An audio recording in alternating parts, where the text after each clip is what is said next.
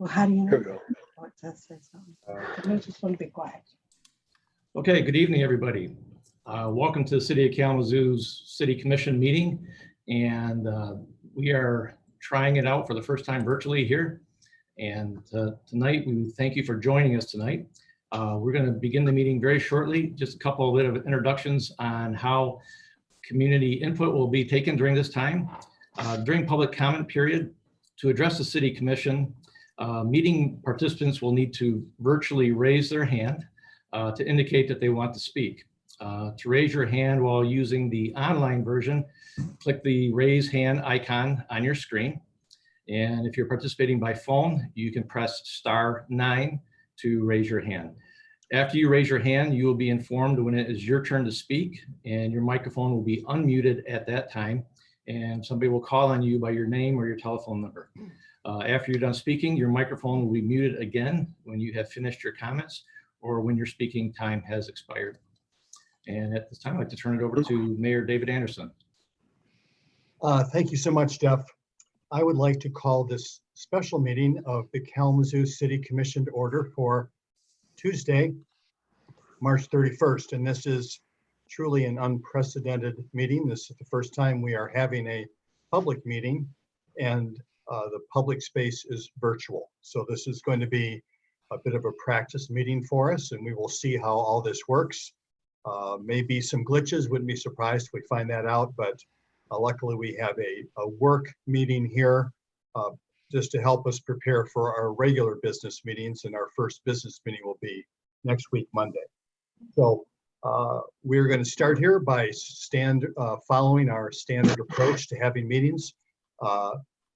This evening, there will not be an invocation or a pledge of allegiance, just because there is really didn't set that up as a good way to do that in particular tonight, and this is a special work session. So, Scott Borland, will you please call the roll? Commissioner Cunningham. Here. Commissioner Hess. Here. Commissioner Knott. Here. Commissioner Pradel.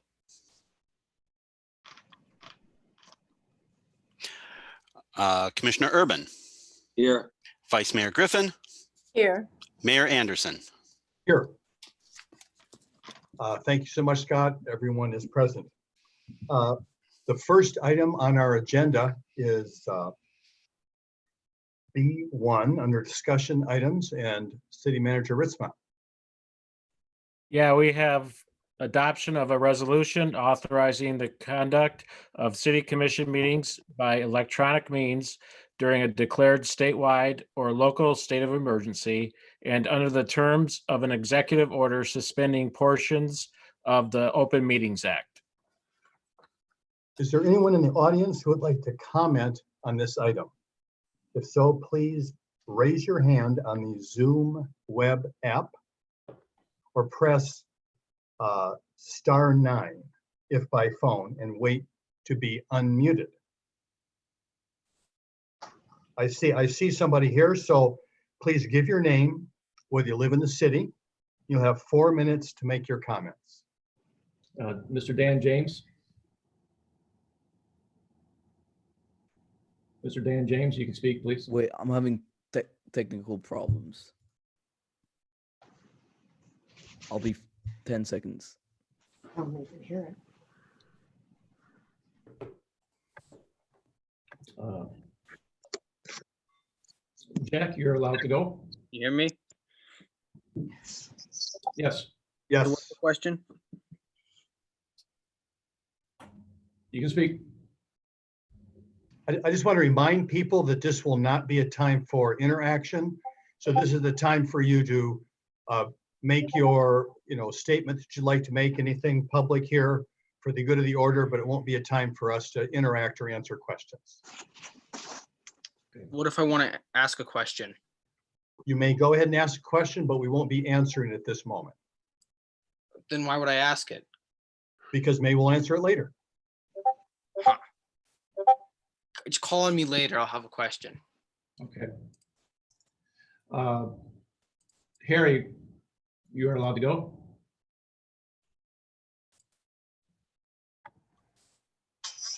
Du kleiner Nutensohn, ich schwöre es dir auf Gott. Kommst du mir einmal in die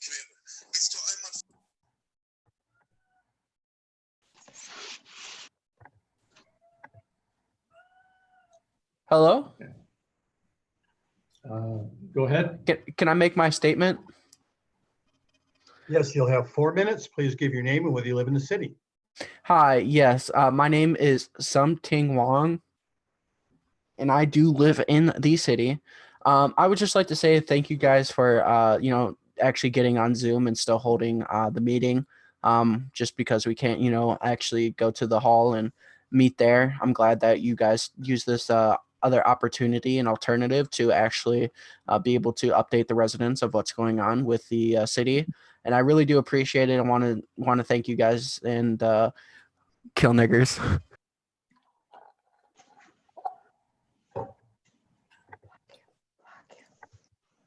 Mr. Bradley, Tanner Bradley. So I'm going to interrupt here just a second. I'm sorry.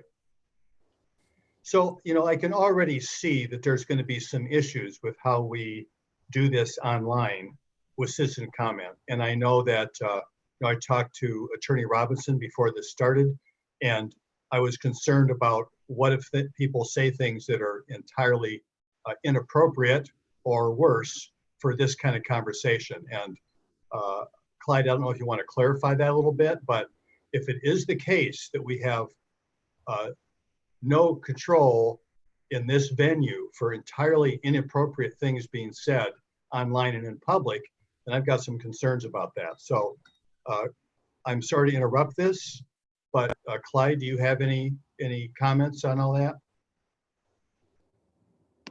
Well, the First Amendment does provide the right of freedom of speech, even though some of it may be offensive. The Open Meetings Act says that if the meeting is being disruptive, then you may cut this. You can silence the speaker. Okay, fair enough. I think that one thing that is evident that unlike when you were in the City Commission chambers, you can be entirely anonymous when you're making your comments here. And I mean, Harry Potter already raised their hand to speak, so I'm not sure if that was a real Harry Potter or not, but so I do have some concerns about that. So that said, I guess we'll go ahead and see how this continues. Okay. Barry McCormick, please.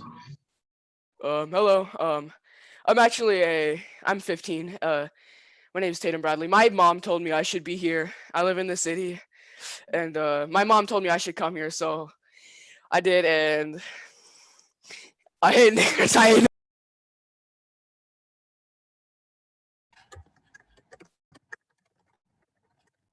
Next, please. Hi, my name is Tatum Bradley. Hi. Barry McCormick. Hello, my name is Tatum.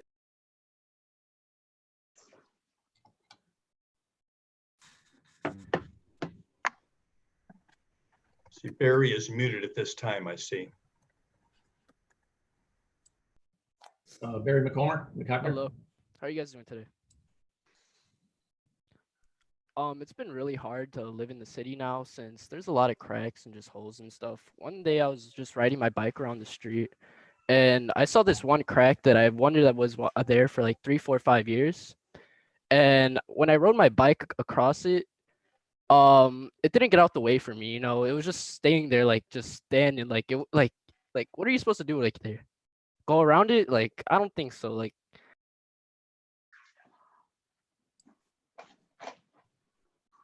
Mayor, I should point out that the comment here should be directed to the agenda item. This is not the time for general public comment. That will occur later in the meeting. That's helpful. So just to clarify that, this is the opportunity to speak very specifically only to the item that is on our agenda is item B1, and that is relative to authorizing us to conduct a meeting by electronic means. Any other comments on that motion in particular? To the kiss.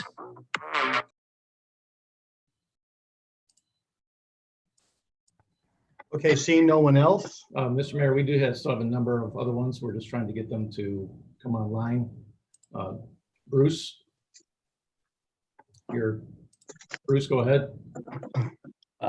Hello, I'd just like to say I approve all the measures, but the mayor does resemble an egg.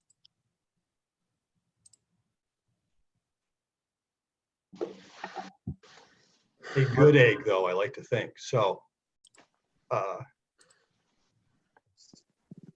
next, please. Mark?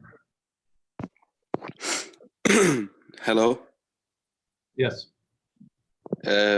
I recently moved into the town and I think it's been wonderful so far. I don't like how the way these trolls are coming in here and making this now. Shame of it. And I thought like we should gather up all the Jews and gas them up.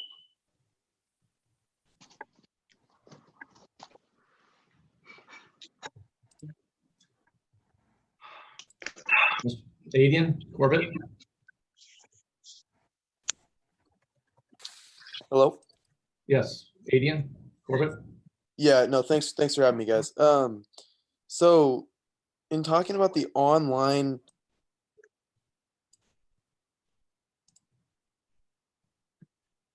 the problems with the different city issues going on, like with the coronavirus and things like that happening right now, I do think the Zoom classes is a good alternative to this, and I think having the youth maybe join and voice their opinion about stuff like this, I think it'd honestly be very beneficial. I think it would get the youngsters involved and get everybody like having more of an impact almost.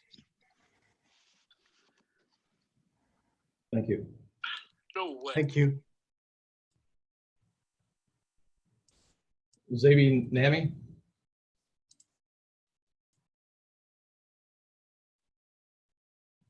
Yes, hello. Yes, go ahead. I'm actually from a whole different country, and I just wanted to say that it's a good idea to how do I say it? To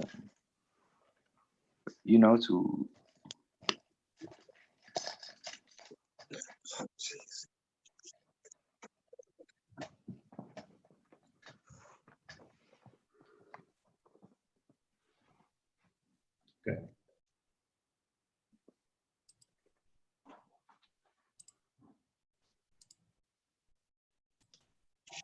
Is that it, Jeff? We still have more, Mr. Mayor. So I see 115 participants.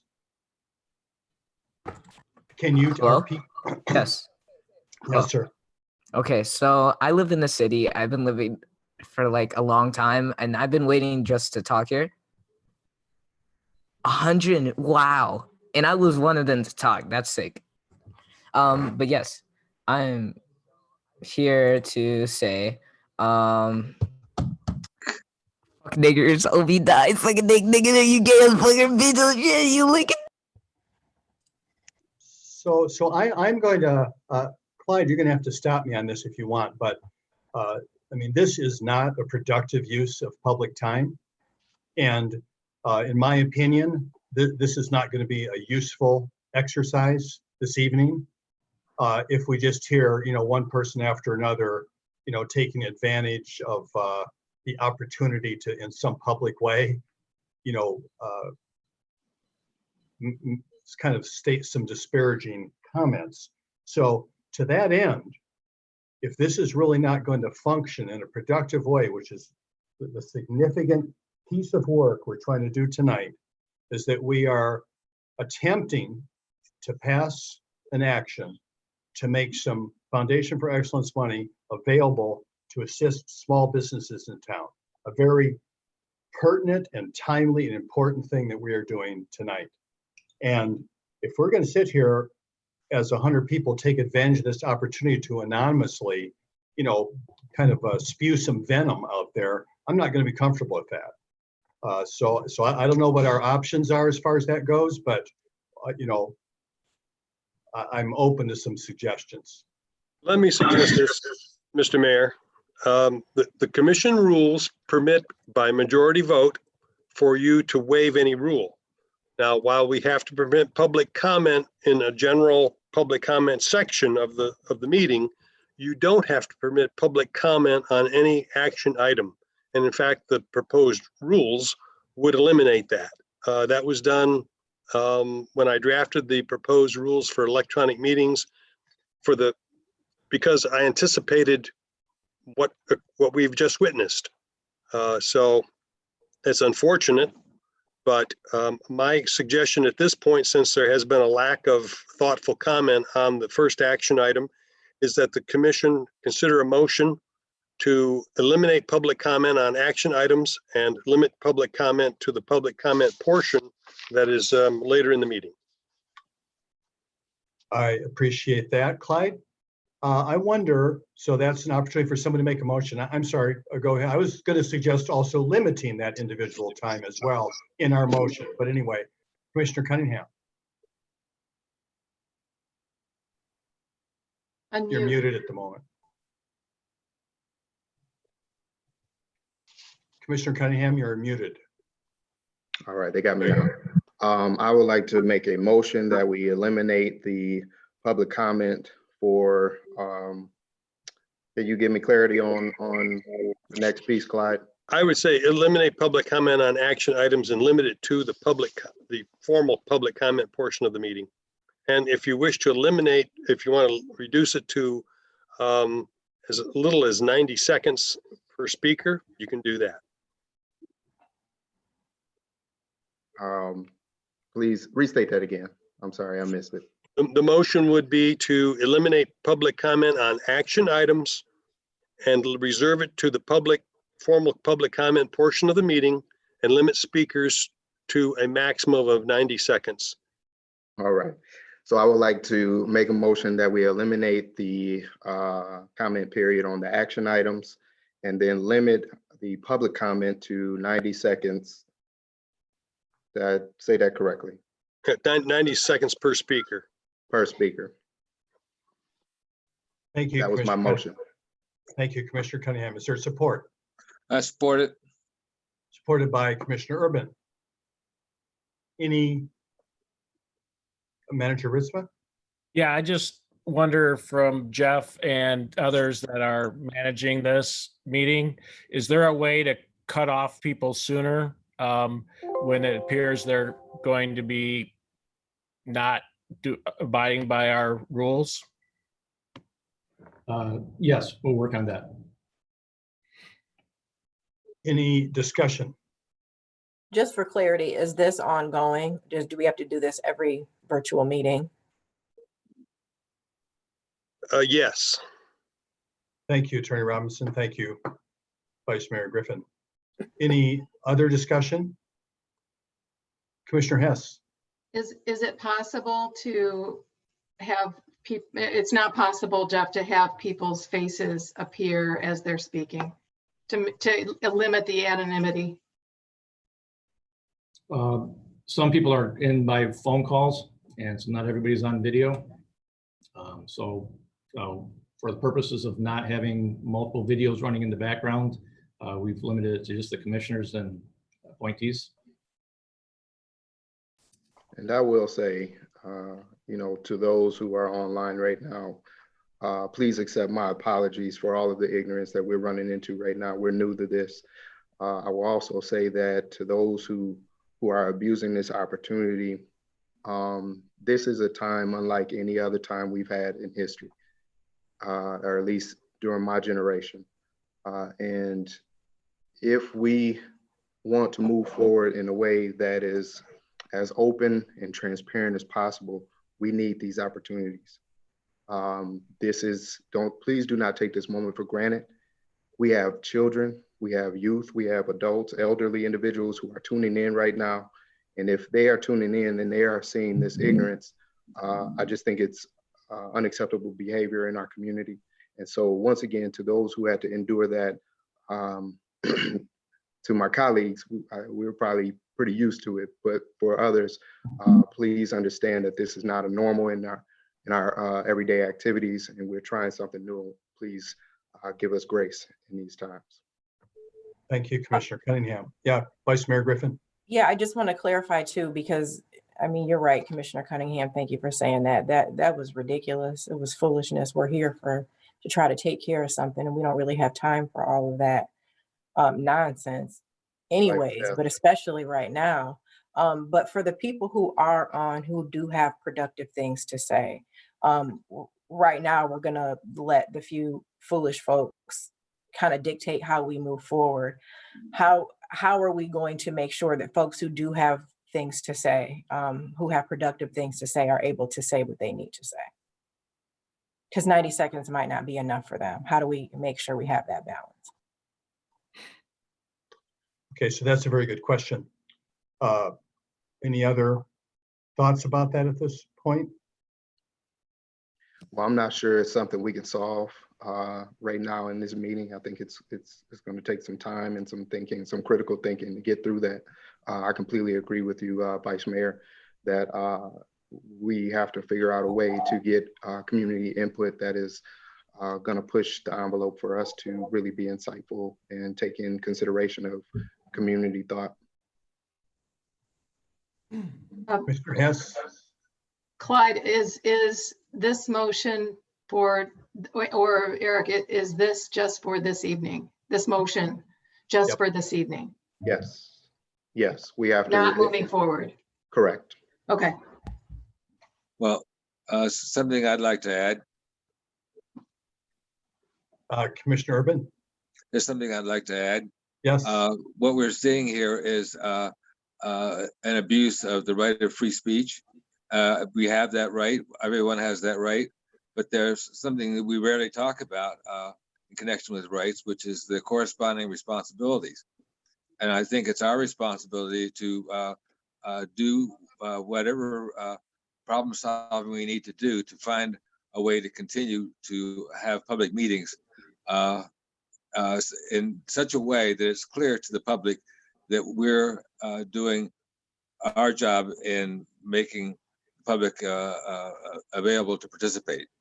And if in the course of that we have to go to court to defend ourselves, well, maybe we'll end up creating some case law here that starts to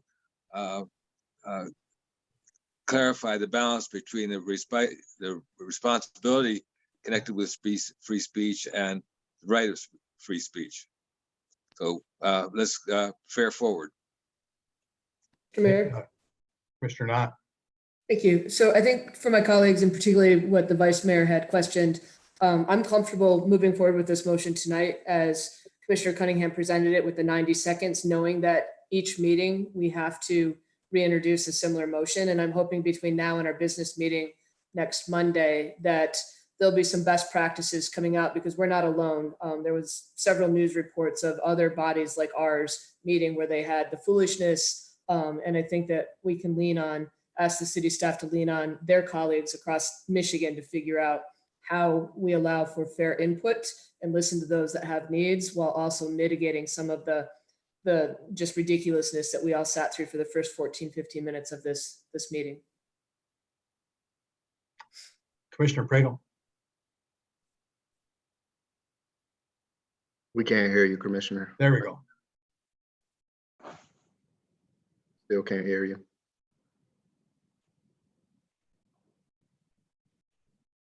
He said he's not sure what's going on. Okay. Can you type it in the message box? Well, now it's showing mute for Chris. Now the mute's gone. Still can't hear you. It's probably, Chris, it's probably a microphone issue on your laptop. No. I have while he's trying to figure that out, question. What about if, just looking at the attendees right now, there are several that don't have a name attached, but some sort of, just general description. What if one of the rules was that it has to be a full name before you get to get called on? So something like, I just saw Ted Bundy, something like that. Obviously it's someone that doesn't want to disclose who they are. So it'd be worth considering. Chris, did you figure anything out there on your? Everything looks normal on my end, so I don't know. You're on. We You're can on. hear you. Okay. So I'd be very curious to see what other folks in our positions around the country are doing. But I almost wonder if there's a way where we could have some sort of a time delay option where, and I know that's not going to be possible for tonight, but if there would be some way to have city staff or some individuals who are on who can collect comments in the typed comment section and vet those to read out loud, or if there's a way where there's a call-in function or whatnot where we could allow people to record their message and have it read if it's a legitimate real message. My only reservation is I just feel like this is tricky. I certainly understand we can't sit here and listen to 100 inappropriate messages, but it rips my heart to think that for any stretch of the imagination that we would be taking away the public's opportunity to share how they feel about things and how they feel on these issues is certainly as important as the one tonight. For those who are abusing this, shame on you. And if there are, folks on this call who are abusing that, you're taking away one of the most fundamental rights that we have as citizens in the United States from other individuals who have things they need to share and get off their chest or show support or whatnot. So please stop. Thank you, Commissioner Pradel. Any other discussion? So people under this motion will have 90 seconds this evening yet, special work meeting, and we'll have some additional planning to try to make that more available by our next regular business meeting, which is on Monday the 6th. But that said, I just want to say one thing before we vote on this is that, and I just want to say this in no uncertain terms, and that is that I know for this commission that we 100% stand for everyone that lives in the city of Kalamazoo and wanting everyone's life to be as good as it can be and can reach their dreams and aspirations. And that is the serious work we do here. And there's times to laugh and there's times to be serious. But when it comes to talking about your values, that's the time to be serious. So we represent values of inclusivity, of love and support for each other in this community. And that's the reason we do this work every day. So that all said, we now have an item on our agenda. Does anyone need to have it read again before we? Let me see. So I'm sorry, Clyde. We're going to vote on Commissioner Cunningham's motion, yes. Motion, and then we'll go back to our agenda item, correct? Yes. Okay, so this is on Commissioner Cunningham's motion that was supported by, I'm sorry. Mr. Urban, Commissioner Urban. Sure. All right, Scott Borland, please call the roll. Commissioner Hess, Yes. Commissioner Knott, Yes. Commissioner Pradel, Yes. Commissioner Urban, Yes. Vice Mayor Griffin, Yes. Mayor Anderson, Yes. Commissioner Cunningham. Yes. Thank you, the motion passes. Now we have the motion that was put forward here, which is the adoption of the resolution that was read by Jim Ritzma. Do we need to have that read again? I'm thinking no. All right. Is there a motion to approve item B1? So moved. I so move. Moved by Commissioner Knott, supported by Support. Commissioner Hess. Any other discussion? Clerk Borland, please call the roll. Commissioner Knott, Yes. Commissioner Pradel, Yes. Commissioner Urban, Yes. Vice Mayor Griffin, Yes. Mayor Anderson, Yes. Commissioner Cunningham, Yes. Commissioner Hess. Yes. Thank you. The motion passes.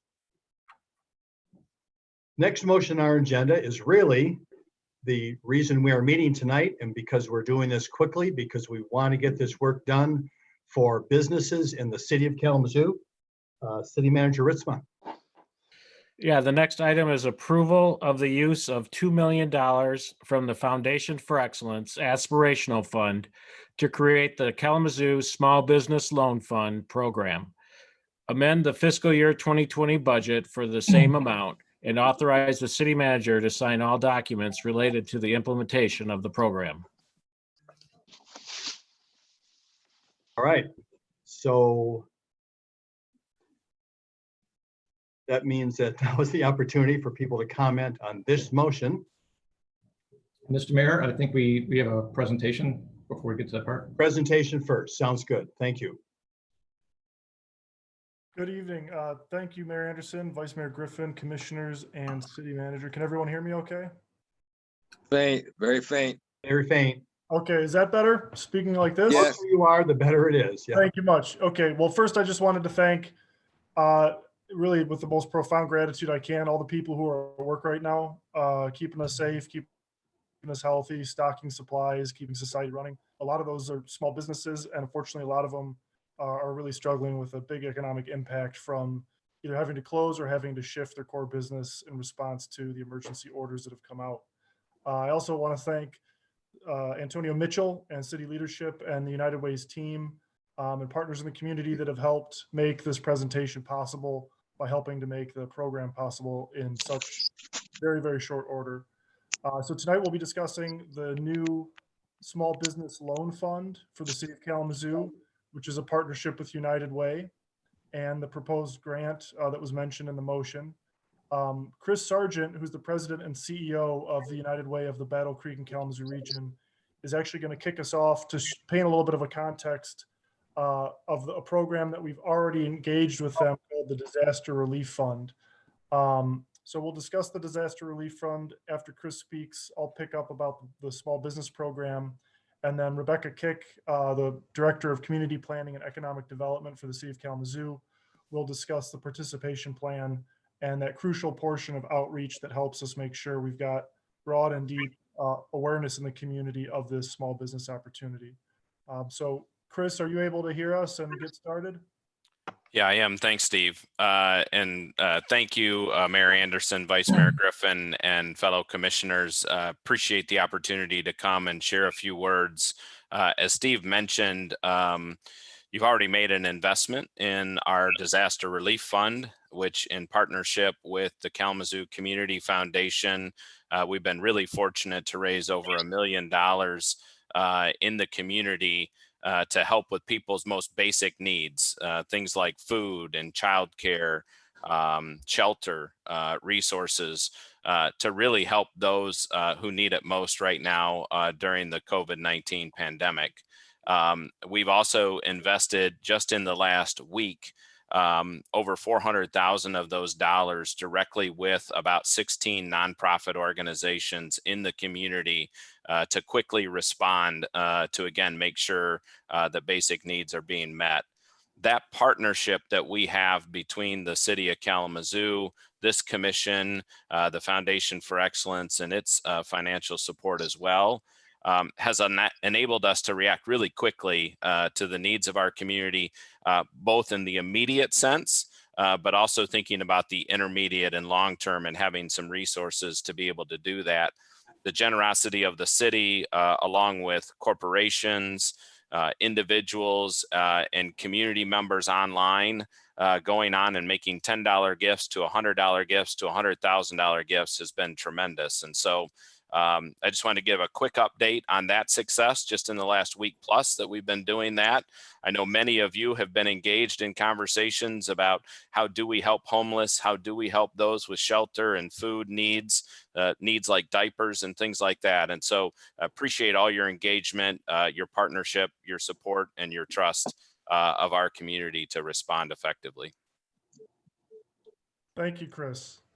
So linking into the Small Business Loan Fund, I'll back up just slightly for the history, which is about 2 weeks ago, the full magnitude of the COVID impact really began to make itself clear.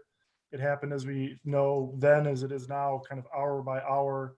But it became clear that some cities were acting to support their small businesses and try to keep workforce in place, especially what United Way refers to as the ALICE, so asset limited, income constrained, working or employed population, kind of vernacularly called the working poor, to keep them in place in their job as much as possible so that we enter this recession slowly and we exit as quickly as possible. So we saw models from New York City, from Chicago, even Battle Creek Unlimited has a program.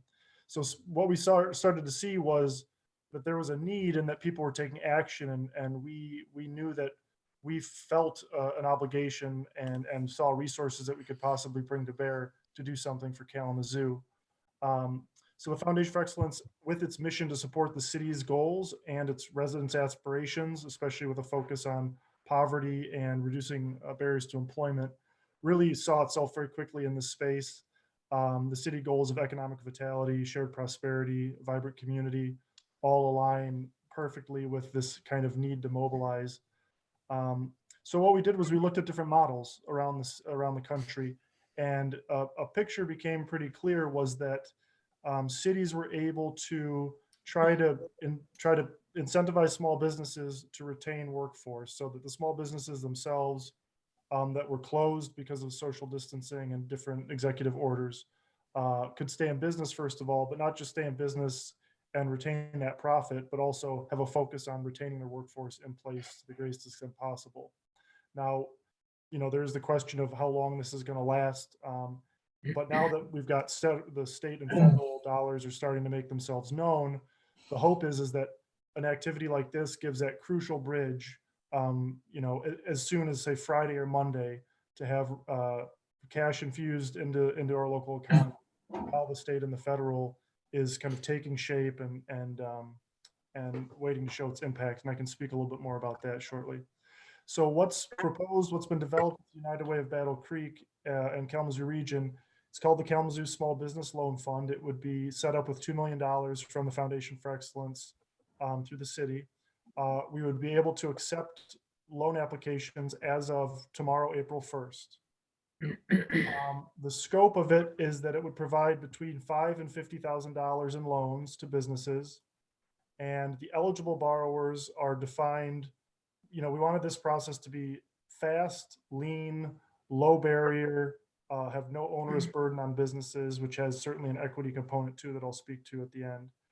So the eligibility of a borrower would be that you are located in the city of Kalamazoo, that you have 50 full-time equivalent employees or fewer, that you need working capital for supporting payroll, rent, mortgage, utility expenses, or other similar things that you would incur in the ordinary course of business, and that you can demonstrate a financial impact, a financial loss as a result of the executive orders that are responding to the COVID-19 outbreak. So the interest rate would be 1%, and it would be structured this way. There'd be no payments and no interest for 6 months. And then for the 30 months following, it would be 1% interest. So very, very straightforward, no asterisk. It's just, we're trying to make this as absolutely clear and straightforward as possible. So we have the ability then through the entire system would be online. So you can be vetted, you can apply, you can see all your guidelines online. Of course, with social distancing, we really need to have this work this way. And you can really close the process online as well. So what you would do is through the United Way's website is there'd be the 3 eligibility questions in the city, fewer than 50 employees. And then I believe it is the COVID impact statement or the revenue statement. And then you go on to the full application. And that's been worked through with lending experts and with people from even the nonprofit community to try and make it as simple and straightforward as possible while still capturing all of the most crucial information. So that would include incorporation documents that showed when your business was founded. It would show your current business location and the number of employees, your business tax return and a profit and loss statement for the past 2 years. A summary, it's a narrative summary of a maximum, I think, 1,000 characters of COVID-19's impact on your business.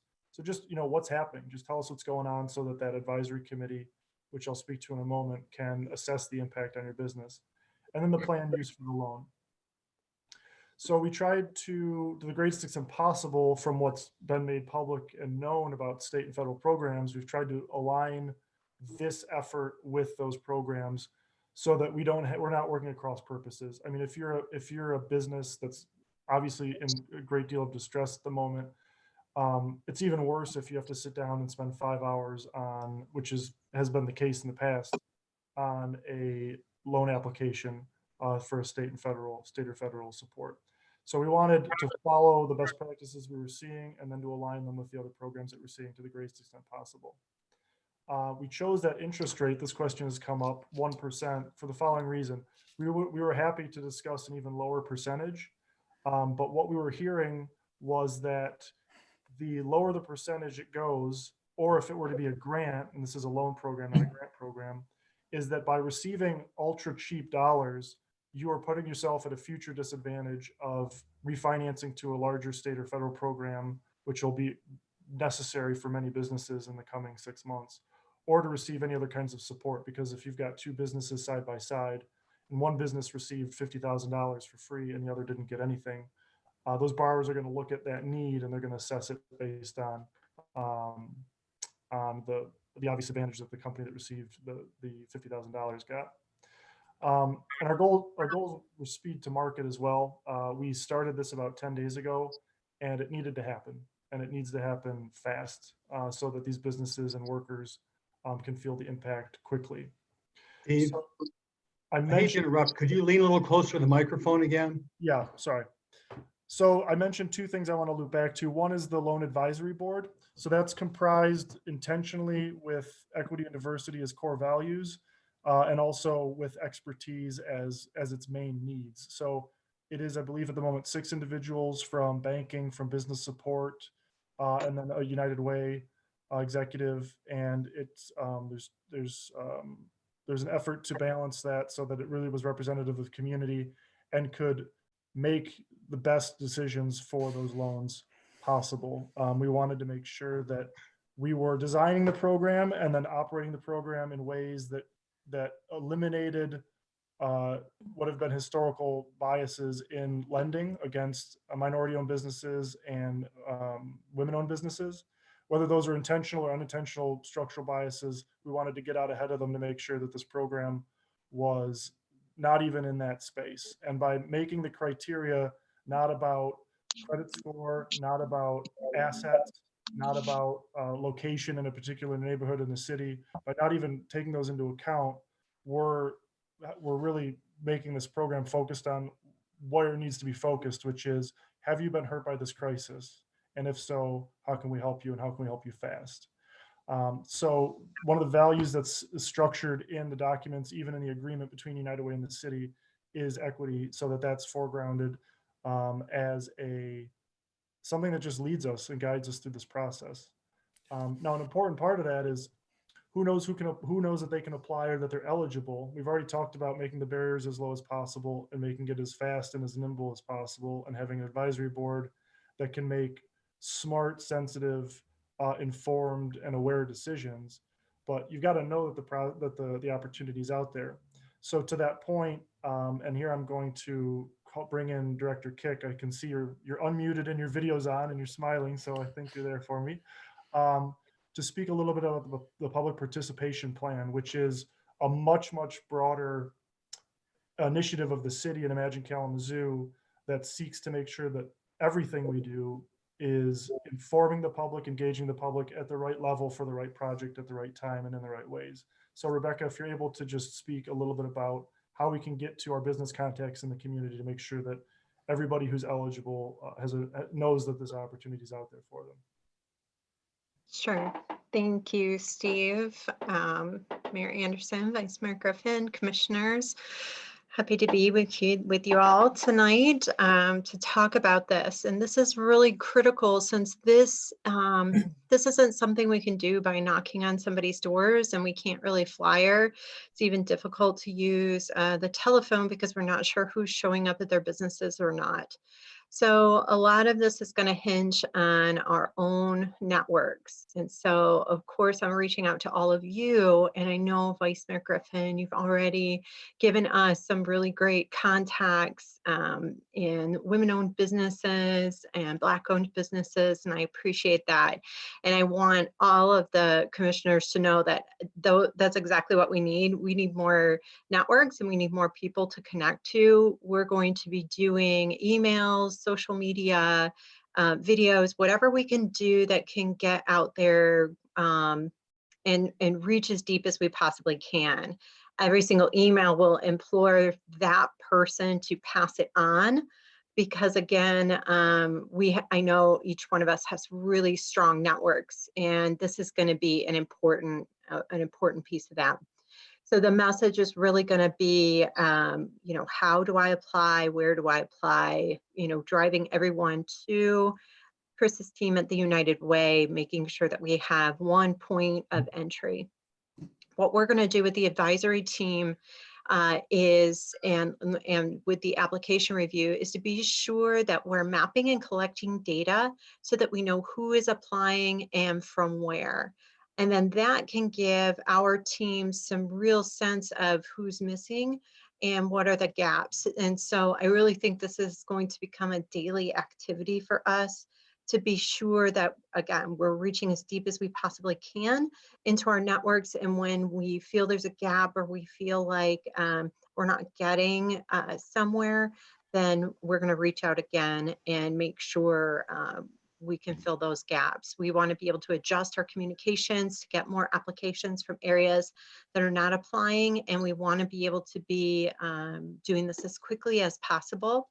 So if you have additional thoughts or ideas, what I'm beginning to put together is a very large spreadsheet of emails, and I'm putting contacts into buckets. So I've got neighborhood association contacts, I've got community organization contacts, businesses, business organizations, developers and property owners as well. And so any contacts that you can share or networks of people that you can share, please pass those along so that we can continue to populate this, share it with the United Way, track where we're emailing things out, what social media channels we're using, and then just keep doing it all over again until we get to everyone we need to. Thank you, Director Kick. So I will have just a few closing comments here before we can open it up for questions.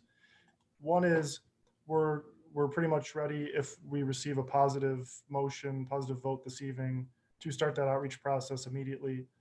Again, with just getting speed, keeping speed as our top priority. The other is I want to thank partners in the community who helped build this out in various. Lean in a little bit again, Steve. Sorry. I want the thank yous to be heard. Yes, so the thank yous to organizations that helped build this program out in various ways were the W. Upjohn Institute, which helped us look at local right-sizing the project fund-wise based on local employment information. Southwest Michigan First is doing a great job with MEDC grant dollars that they've brought into the community in their region, which is just another fantastic tool to have. Kalamazoo Downtown Partnership, they've done a really great job being innovative with the gift card, which is they've just sold out, I think, a batch and a half already in 5 days. And LISC support has also been at the table, helping to inform the process. And SBDC, located at Western Michigan University, has contributed to the advisory board and I guess been instrumental in really fine-tuning the ins and outs of the program. And just from my personal gratitude, I'm blown away by United Way's capacity and ability to respond immediately to a community need. I've frankly never seen anything like it. And credit goes out to Chris Sargent and his team and Alyssa Stewart at United Way. So I'd just like to say, this is a new space for us in a sense, but we saw an opportunity and actually really an obligation to show leadership and to respond for people in the city. There's smart people at the state, smart people at the federal level doing everything they can, but we're our city, and that's definitely our only priority as the city of Kalamazoo. So we're in the space. We consider ourselves hopefully a positive tool contributing to it, but we know that there's going to be other programs. And as somebody said recently, there can't be enough support in the system right now for everybody to just keep this, to minimize negative impact and really try and get us out of this recession quickly. So with that, I know that Rebecca and Chris are still unmuted. So I think if there are questions from commissioners, we're happy to answer them. Questions, commissioners? I have one. Commissioner Urban.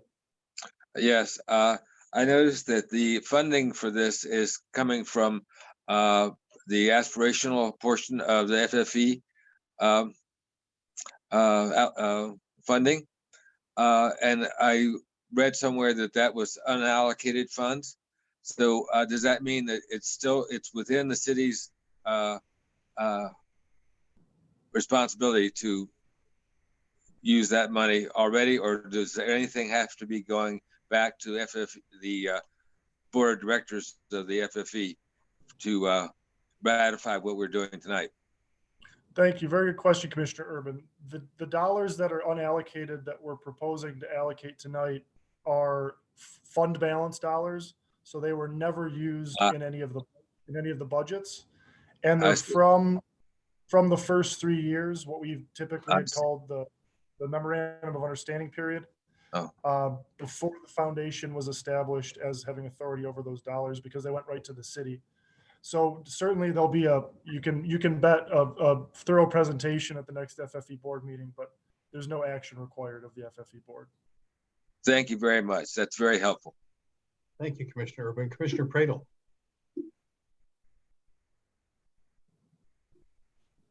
Muted again. Went in and went back out. Commissioner Cunningham. Yeah, I did have a few questions. So you mentioned the criteria to apply. Once those boxes are checked, are there further criteria that the review panel will be assessing, or is it a first come, first serve? So it is first come, first serve of eligibility, but I'm going to kick to Chris here for a second to discuss the rubric that was generated for the advisory board to use. Yeah, Commissioner Cunningham, appreciate that. So there are some basic core questions, as Steve mentioned. City of Kalamazoo, 50 FTEs or less, annual revenues of 2.5 million or less. Those are the first level criteria that we're asking information for, and assume somebody falls into that category and answers all of those as yes, then they would go on to the full application, which has about 10 more kind of basic questions about address and contact information, along with about half a dozen narrative questions that talks about how they're going to use the resources to support their business, to support employees. We really want businesses to think about how they can use these dollars to pay employees and potentially benefits. We want them to think about for the next 1 to 6 months how these resources are going to help with operating expenses and things like rent or mortgages, utility costs, et cetera, even if they're not currently operating fully as a business based on the governor's orders that limit that. And so we're trying to create a balance between good information that allows us to make a decision, coupled with business tax information, profit and loss statements, but make it very easy for small businesses to have that information readily available, to upload it into our system. Everything, as Steve mentioned, is online. And then we will also have team members that will help guide them and support them through the process for those who need it. So then these will be loan agreements with promissory notes. So we are not requiring collateral, and we are not requiring personal guarantees. I know that you guys kind of have been working on this process within a 10-day window. Can you give me some insight on how the panelists was selected and any diversity components to that? Yeah, so we have 6 members on the panel, the advisory committee. I'll call it the advisory committee. That's kind of our common reference, but the panel, however you want to determine that. Of those 6 members, we have 2 people who identify as people of color. We have 2 women, and we've been very intentional to try to have a balance between those that have some expertise in economic and community development, coupled with those who have connections to the community and think about how this will support the community, coupled with a representative, myself from United Way, and a representative from the city of Kalamazoo, to make sure that the review is integrated and aligned to our core values that Steve mentioned, as well as the structure of this program. It was mentioned that after 6 months, the 1% kicks in regards to the interest. If within 6 months we're still kind of under the same guidelines and restrictions, can you guys kind of speak to anything that might be a contingency plan, or have you guys thought that far out? We have, I think one of the things that we're trying to be very thoughtful about is, so just to be clear again, to reiterate, it's a 36-month loan at 1%. It's fully amortized over the final 30 months. So the first 6 months, no principal, no interest payments, and then fully amortized for the remaining 30 months. I know one of the things that Steve and I and others have been really thoughtful about is the flexibility that might need to exist depending on what the COVID-19 pandemic creates for us locally in the community. So that's the current structure, but we do have the flexibility to be able to adjust as we're seeing either a greater need or some benefit to that adjustment to really help our small businesses in that way. Kind of on the same line of thinking, but a little different subject.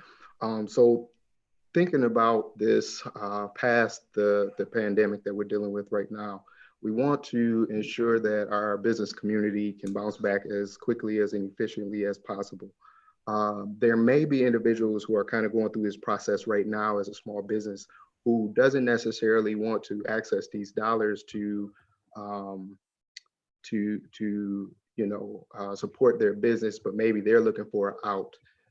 Can you guys speak to maybe opportunities, whether it's this or something else that we should be thinking of as a city on maybe buyout? Say I want to come in and purchase your business, or maybe even somebody who wants to, during this COVID opportunity, wants to start up their own business. So if I can add one comment on the tail of Chris and then address that particularly, was I would add that we've got quarterly meetings planned. So we expect and kind of hope to see a trend of, depending on where the pandemic takes us, of, borrowing and then kind of aftercare with clients. How's it going? What's your outlook? And then we would hopefully be in kind of a mode, if everything's going well with the national economy, of what are some options available to you now for refinancing to a cheaper federal program, or how do you want to prepare for? So those quarterly check-ins are really important to see, along with the data that comes out of the applications about minority and women-owned businesses. As Rebecca said, who, what, where, when, how much. So that'll be a really interesting kind of portrait of the city that I know that community planning, economic development is interested in as well, just from a standpoint of long term. What is everyday business in the city going to look like in the next 5 years after this is kind of its tail has gone away? To the point of, I think if I understand your question correctly, it's sort of the interest of matching maybe first-time business owners or aspirant business owners with people who are looking to retire or looking to transition out of the business. Did I understand that question correctly? Yeah, I mean, we really don't understand the restraints and the constraints that a lot of individuals are dealing with during this time. I spoke to a business owner earlier today, and just because in the last 2 weeks, he had to refund about $12,000 worth of dollars. So I know that these are the type of things that you guys will be assessing, or an opportunity like this will provide to assess. But there may be individuals who just say, hey, maybe they take the loan 4 months later, they're like, I want to wipe my hands and get out of it. So, just thinking through kind of outside of just a business owner who is in need, but maybe individuals who want to start a business or individuals who want to buy out other businesses. Are we thinking about that when we think about the future of what this looks like, maybe even during and after this pandemic? I would say we're definitely thinking about the future, but right now this is an emergency. You know, this is water's pouring over the dam, and that's where we are. So I think those conversations are important, and one of the things that this program will let us do is build relationships that can continue that conversation that you're mentioning there in, say, 6 months. Right now it's stanch the bleeding, though. There's just no other way to put it. And I would add to that conversation, Commissioner Cunningham, the idea as well of, you know, what can we start to talk with community partners about with regard to workforce development and standing people back up on their feet. You know, we saw the 3.3 million unemployment claims in a week. You know, we're going to have to get really creative and really aggressive and really be really sensitive to needs on the back end of this to say, okay, well, we reacted to the emergency the best we could. What can we do now with forethought to kind of prepare to come out of it as well as we can? So I think that's all part of this continuum.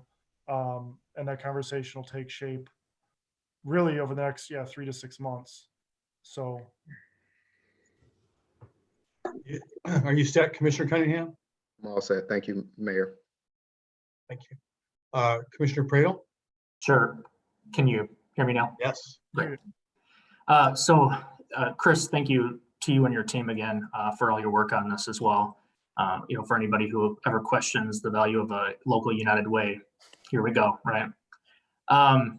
So if people are having technical or application questions or issues, you know, this is going to happen really quickly. I'm sure there's people clamoring and eager to get these applications in. How do they reach somebody and talk to a human being to receive help with their application? Yeah, great question. You know, so what we've done is we've taken on our online system that manages all of our grant making annually. So annually we invest about $6 million in about 65 different nonprofits and over 110 programs all through this online system.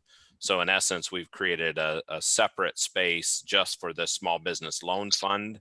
And we have a team of individuals that can help people with both the technical aspects, but also kind of navigating through the application, being upload the information that we need to consider as a part of that application. So that team is already ready to go. There's a generic email that people can send messages to so that I and others on that team will have 24/7 access to be able to respond. Because we do know and anticipate that there will be dozens of people, you know, kind of reaching out with questions and having those kind of needs for support. So we stand as ready as we can right now to be able to do that. And then we also have people in addition to the advisory committee that are going to, you know, kind of help coach and support individuals as well. So as was mentioned, the Small Business Development Center at Western, those folks have been already willing to help out. Kalamazoo Downtown Partnership with Andrew Hahn and his team, and Southwest Michigan First. We know that we have a lot of resources to really help guide and support our businesses to be able to apply. And just to follow up with that, so they go to changethestory.org. When they get to that site, assuming it's live tomorrow, how do they find it? Is it through some sort of navigation? Will it be right on the main front page? Yeah, it'll be on the main header, and the single piece that Steve alluded to earlier that had some of the criterion information also has a hot link in that. So that'll take them actually directly to the web page within changethestory.org. So if folks go to changethestory.org, it's why I put that on my background, because I thought it'd be really helpful tonight. You know, they'll be able to see a box right front and center that'll talk about the Kalamazoo Small Business Loan Fund. But then there's also hot links that will take them directly to the web page in the information that we're going to share out broadly. And one more question for you as well. So I already had asked this question a little bit earlier, but just so the public can hear it as well. So can you elaborate a little bit more about the approval process so that people understand that this is kind of a first come, first serve? If they're eligible, they get it. And once the money's gone, the money's gone. So people don't probably want to wait very long, if I'm understanding correctly. Yeah, I think that's true. I think a couple of things are true as well. We would encourage people to have a sense of urgency and get their applications in, or at least get them started. I think $2 million is a significant amount of money, so it's a good start. We've also been having conversations with other potential funding sources. And I think, from the funder community, there might be resources that could come along if we saw the scale and scope to be greater than the first 2 million that we have. And so that's part of our plan, is just to evaluate what's the greatest need that we're going to have. And then also, what are the other state and federal resources that we can help bridge to potentially. So just thinking about it as a total package, this fund is going to be critically important, but also recognizing that there's other resources, that we can help connect people to as well. And the other thing as well is, obviously for most businesses, this has been especially critical since the executive order. But this could last into April, potentially May.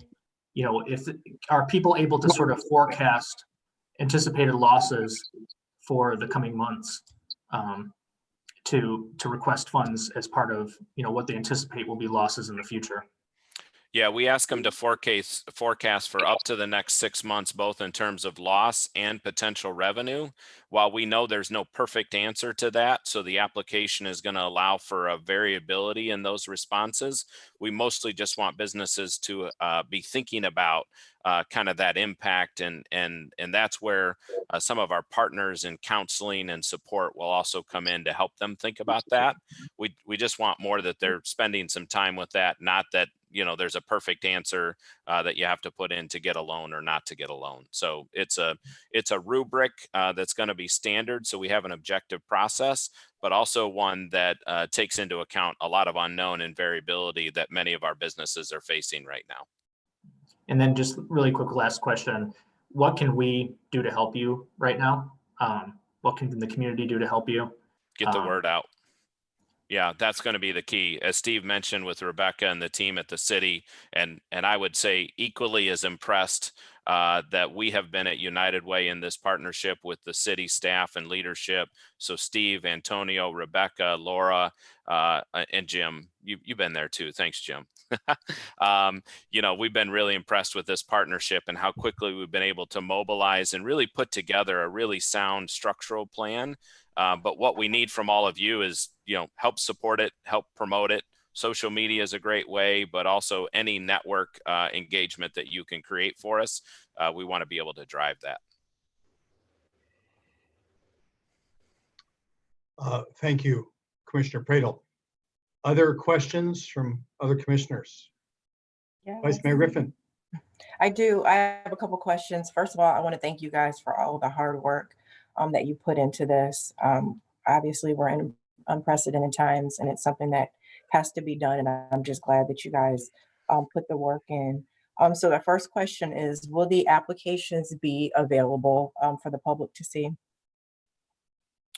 Yeah, so in addition to being online, we can also send them via email in a PDF format, so that people can, print them out and see them at the same time that they might be filling out the online application. So there's a couple of ways that we can do it, recognizing kind of the social distancing practices that we have to put into place right now. Okay. Do you guys have any plans on sharing completed applications with the public? Good question. I don't think that we have thought about that, but I would say my initial response would be we would not share those applications publicly, just because I think we could all appreciate the sensitivity of some of that information, in terms of business information that will be in those. Okay, thank you. And then the other question I had was just to, and Steve, you had talked about this earlier, the reason why you didn't go with grants as opposed to loans, but I know that the city of Kalamazoo has some really great programs now as it relates to loans. They're low barrier, but I don't know how much they have been tapped into. So I'm wondering if this program is similar to that. Will there be any tweaks made, and will there be any consideration for maybe the business that would go more for a grant as opposed to a loan, is that going to still be open, or what does that look like? So I know that the program remains open as of my last conversation with Director Kick. Can you speak to that? Sure. So Vice Mayor Griffin, we still have the Business Development Fund, which is a grant, all grant-based program for $2,500 grants and the $750 grant applications. And so we'll still have that program available as well.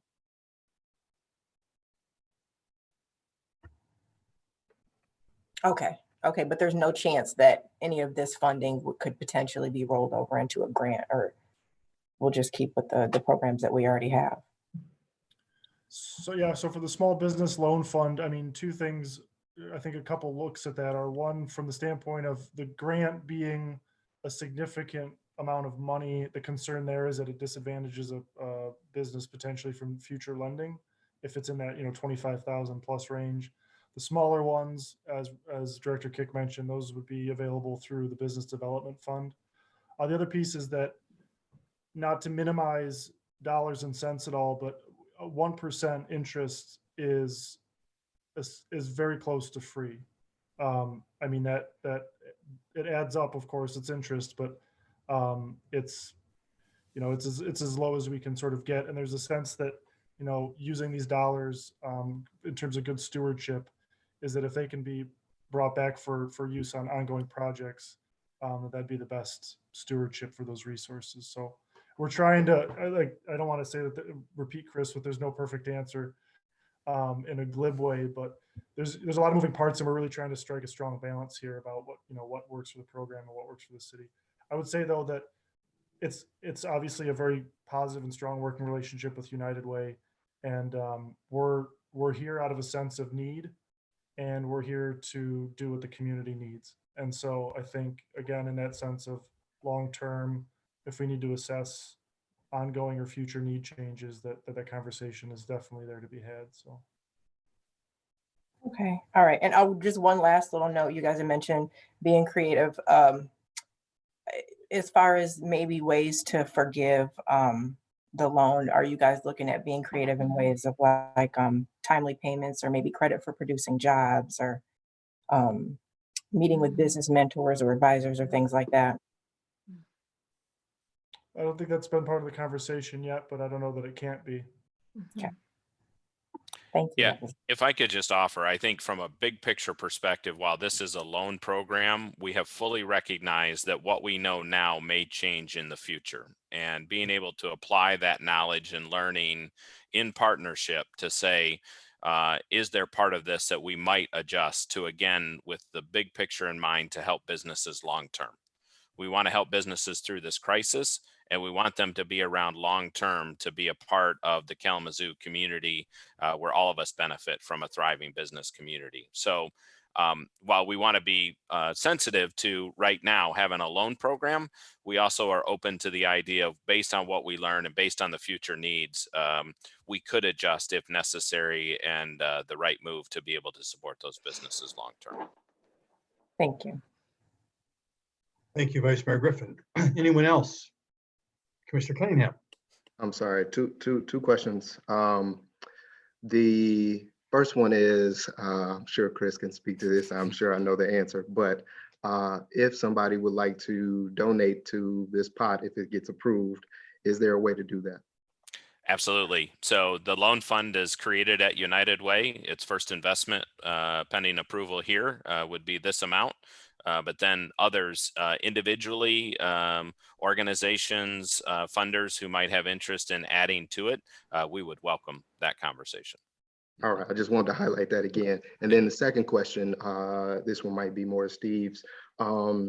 If there is a loan out with the city already, if a business already has a loan with the city already, just for clarifying, and they apply for this, will that be reflected upon or looked at? It's part of a mix. I know that there's a question about existing liens or legal processes against the entity, which would, if somebody's already in bankruptcy proceedings or something, would get that out. I don't think it's a formal scoring part of the rubric. I'm seeing Chris nod his head or shake his head. So, yeah, I think that's businesses in a way are as unique as people. And so that's really where the advisory board comes in, is to make those decisions, because there's an inconceivably wide array of situations that a business could find itself in. So, so I can't, it doesn't disqualify a business. Okay, thank you for that clarity. Other questions for our presenters here? Seeing no one at this point, thank you, Mr. Brown, Mr. Sargent, and Ms. Kick. And now is the time on our agenda when there's an opportunity for comments on this particular item. Clyde, will you follow up? Can't hear you, Clyde. I'm sorry, I muted it. The motion was no input on action items from the public. And so you can go right to a vote if there's no further commission comment or question. Thank you so much. All right, is there any discussion from commission? Did we motion? Good point. Did not motion. Thank you, Scott. All right, is there a motion then? Well, I'm sort of caught off guard here. Thank you for that motion here. No comments on action items. So at this point then, is there a motion from the commission to approve item B2? I so move. Support. Motion made by Commissioner Urban, supported by Commissioner Cunningham. Is that correct? Yes. Any other discussion? I just want to highlight that once again, the Foundation for Excellence is coming in handy. I'll just say it at that. It's controversial on the good, bad, or the ugly, but in my eyes, in 2015, when I served on the city commission, we couldn't even have these conversations. We were looking at windfalls short of millions of dollars for the next foreseeable future.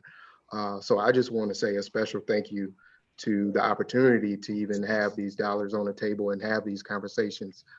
Who could have even thought of something such as this that we're using these dollars for? So once again, thank you for the Foundation for Excellence dollars. And I look forward to supporting this this motion. Thank you, Commissioner Cunningham. Powerful words. Any other discussion? Yes, Commissioner Pradel. You went out again. Let me add in there. It's also important that we have oversight as a city and make sure that we're at the table of these dollars. But I look forward to the information that we'll be gathering statistic data wise. Yes. Thank you, Commissioner Cunningham. Other discussion? Want to try again, Commissioner Pradel? Did it work now? Yeah. Okay. After Governor Whitmer's executive order, there's a local business that I probably regular more than my wife cares for me to regular each week. And his fridge died. And I can't imagine the pain he was thinking and feeling. He only has he's a small business. He employs 2 people. Was on the phone with another business owner yesterday who employs less than 10 people. And you could tell just in the person's voice, just how heartbroken they are and the tough decisions that they have to make in the coming weeks. And, you could tell that this person would sell the shirt off of their back if they could keep even so much as their part-time staff employee to keep them working right now. And, I know another business owner who's in the midst of renovating their venue that's been a dream for decades and are scared about if they're even going to see it finished to completion. For all those people and for all those people who work for those individuals, this is for you. And I hope that there are more opportunities than this that come about, but I'm so incredibly proud that we can step forward to support individuals like this, support individuals who are putting their employees first, to keep them employed, to do everything they can to support them financially, to make sure that it's not just their bottom line, but the people who make their bottom line possible. So kudos to everybody who's worked so hard to put this together. And, please, if this can benefit you and make sure that you can just stay afloat, these next few months that are going to be difficult, please do. Thank you, Commissioner Pradel. Other discussion? Seeing no one then, just wanted to say a few things here. One just kind of a housekeeping item is that there are also, we should keep this in mind, and I'm hoping we're going to be helping people become aware of the other resources that are available, not just city resources. There, for example, is, there's through the Small Business Administration at the federal level, there are funds that are being going to be moved through our local banks and credit unions for small business loans. And we were talking about loans or grants, but these are available as loans. But if they're spent in certain categories, which means paying the rent, paying utilities, paying your taxes, keeping employees hired, that those loans can become forgivable. So I'm hoping that whoever is helping folks with this local resource, which is obviously limited locally, will also have knowledge about any state or federal programs that can be paired with this at the same time. They could really could be leveraged by this and maybe even make any more difference. So I think that's very, very important. And I hope we have that in-house expertise to help people when they're doing this local application. Good point. And then other kind of back to this work here. So I just want to remind us that leadership in the city of Kalamazoo is a team approach. And there is no one person that has the good ideas and decides everything.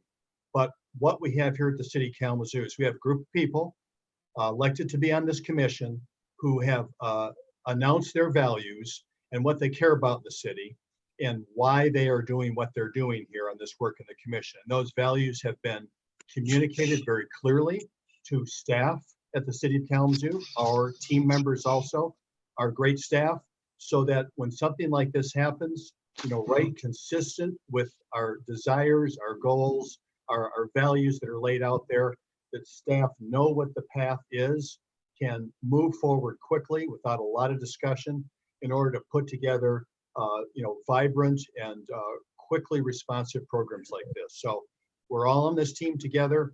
I really appreciate Jim Ritzma and your team here understanding what the commission wants to see here in Kalamazoo and making sure that happens so we can have a special meeting quickly in order to approve this and move forward. So thank you so much, everyone, for all your work, commission, our partners at United Way, and our own employee team here on the city of Kalamazoo. Scott Borling, can you please call the roll? Commissioner Pradel, Yes. Commissioner Urban, Yes. Vice Mayor Griffin, Yes. Mayor Anderson, Yes. Commissioner Cunningham, Yes. Commissioner Hess, Yes. Commissioner Knott. Yes. Thank you, Commission. The motion passes. And I presume that we will receive updates so we know how things are going on a regular basis here. That'd be great. So the next item on our agenda is communications. Manager Ritzma, do you have any communications? Yeah, I have one item. Tomorrow, April 1 is Census Day. So everyone should have received their letter from the census with their personal code.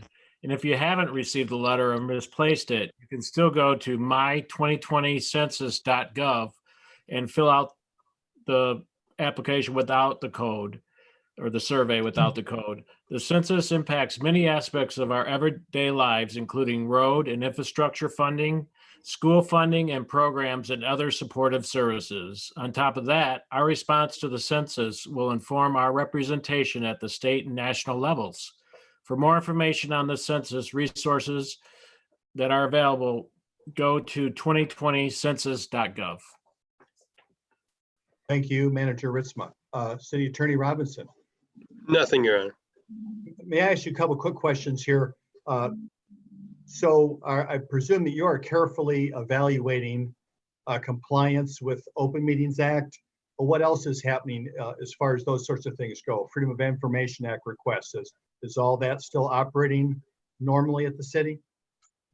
No, it's not. Okay. Can you The- talk a little bit about that? I'd rather not, but you're going to put me on the spot. Okay, you can be prepared for our next meeting. That would be fine if you're not prepared today. I didn't want me to catch you off guard. All right, so there'll be some changes there. Look forward to that. You'll have a brief presentation on that prepared then for perhaps. Okay, a little bit in flux. Clerk Borley, any communications?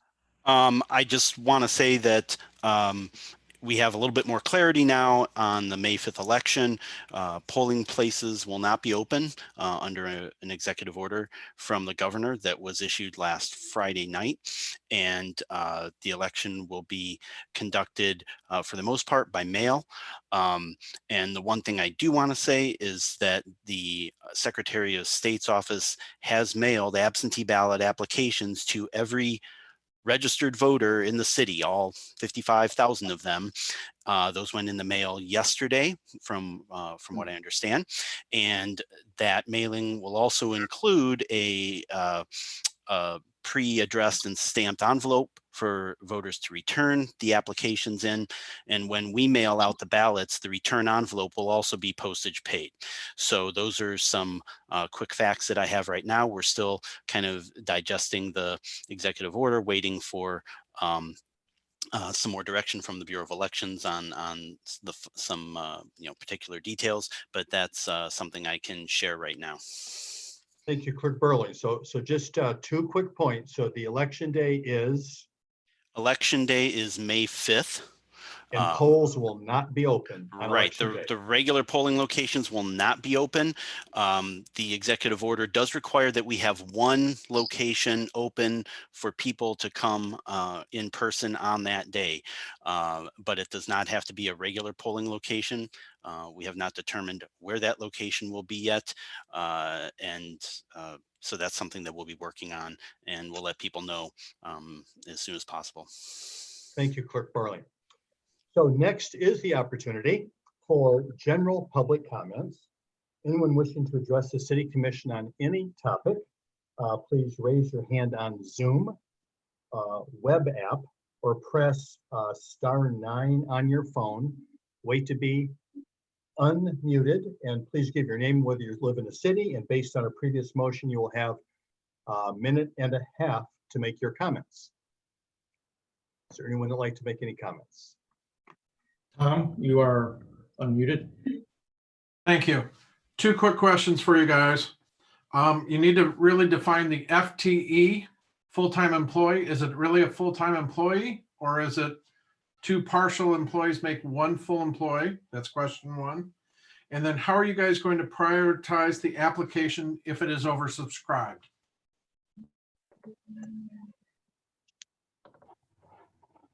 Thank you. 2 good questions. We will note those. Next, please.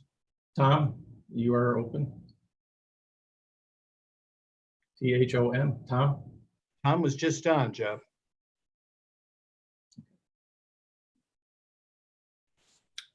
Galina.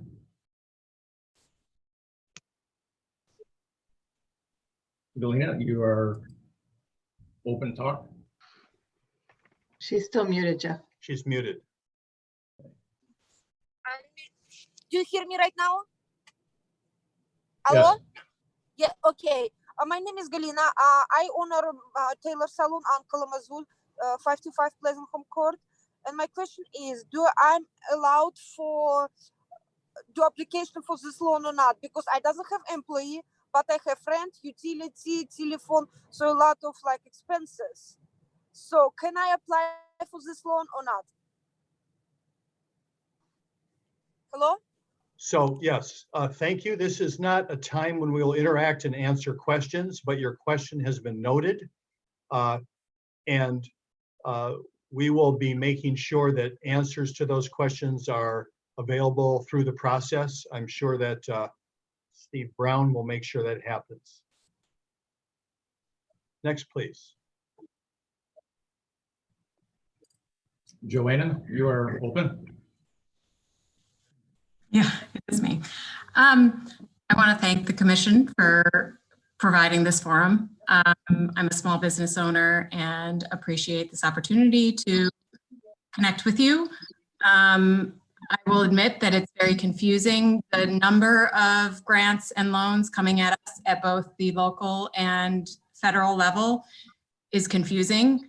The fact that we are being asked to submit applications in a timely way to multiple locations or for resources is confusing, and hoping to be fair to both ourselves, our employees, and our community at large, with equity in mind as a priority. The other comment that I very much wanted to make, because I, along with you all, was not in any small way impacted by the initial conversation, is that racism and inequities in our community are real, and we have an obligation to proactively acknowledge them and to act in anti-racist ways by acknowledging the horrific ways in which we both institutionally and in direct ways are complicit to what is happening in our community, and for us to push it aside and to say it's horrific is not enough. We need to address it directly and explicitly when it happens. And I can't put that aside. I have a business that is about to be devastated, but I can't put aside what happened at the outset of this conversation. I hope that the commission cannot put it aside either, and will proactively address what it is devastating our community, our country, alongside this current crisis. And I hope that the commission will speak proactively in that way in some capacity, because I have not heard it yet from any of the members. And that's 90 seconds, Mayor. Thank you. Thank you. Yeah. I think it was a bit Next. more than 90 seconds. Yes, next, please. Mike. Mike, you're Hello. open. Hello. Yes, Mike. Yes, Mike, go ahead. All right, David. I want to know why the fucking community.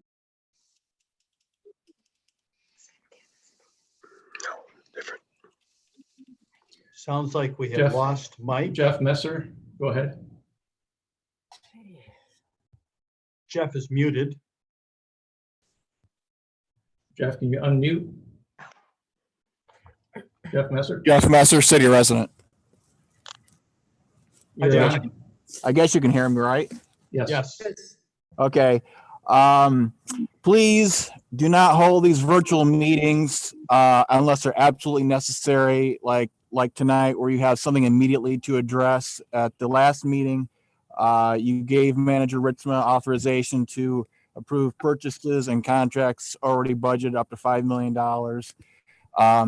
And you're disenfranchising some of your city residents. You have to deal with the children from outside of our community. That makes the meetings unproductive.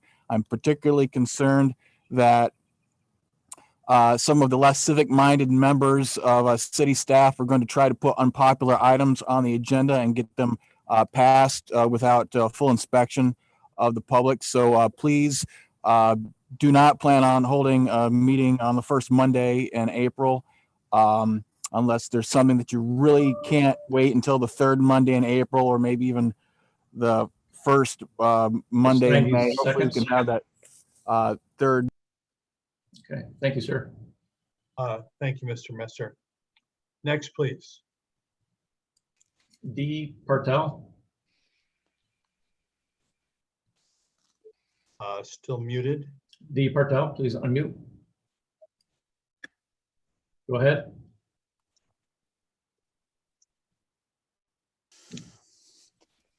Okay.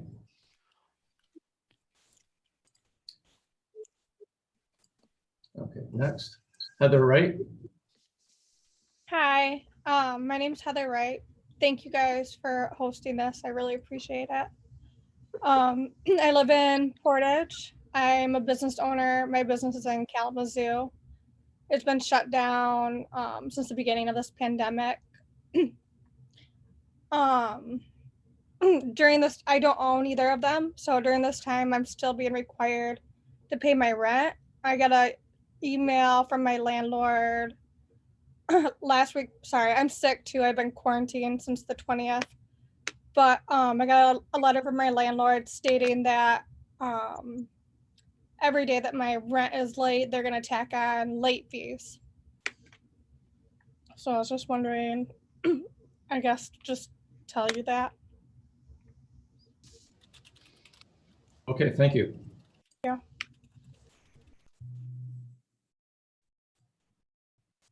Nicole, you're next. Nicole. Hello, my name is Nicole Parker, and I am a community resident as well as advocate. I do work with women of color in business, in particular Black women, as well as community connections with multiple organizations doing work with Black businesses. My concern that I wanted to put on record is Black businesses in this community have been in a state of crisis for a long time. And now that this pandemic is happening, we are hemorrhaging and we need innovative solutions that recognize our needs. One of the concerns that I have is traditionally and historically, our community does not take advantage of loans and does not apply for loans for various reasons. And I do understand that some of the barriers have been reduced, but there is still a barrier. And when we're talking about how do we address these even wider gap and even worse economic crisis for our communities of color, for our Black communities and most vulnerable ones, if we are not from the forefront thinking about what issues, who needs to be at the table, and how do we not just say loans, but also grants and other things of support are put in place to help our people. Thank you.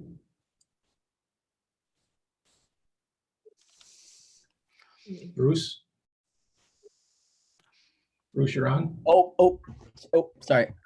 Yeah, I just had a concern regarding the types of limitations that the city of Kalamazoo places on Minecraft servers. Thank you. Jack? Hello. Hello, I just had concerns about whether, so I own a small business and I like bringing hot, sexy girls.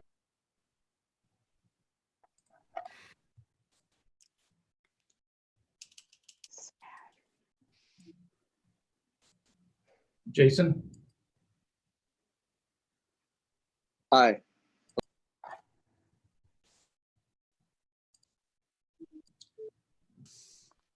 Oh, hello, can you hear me?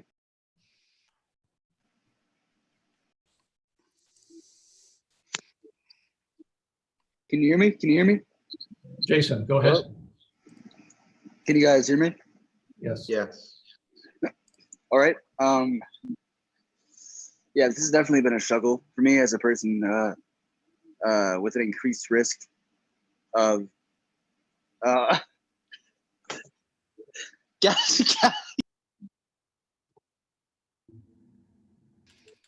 Okay.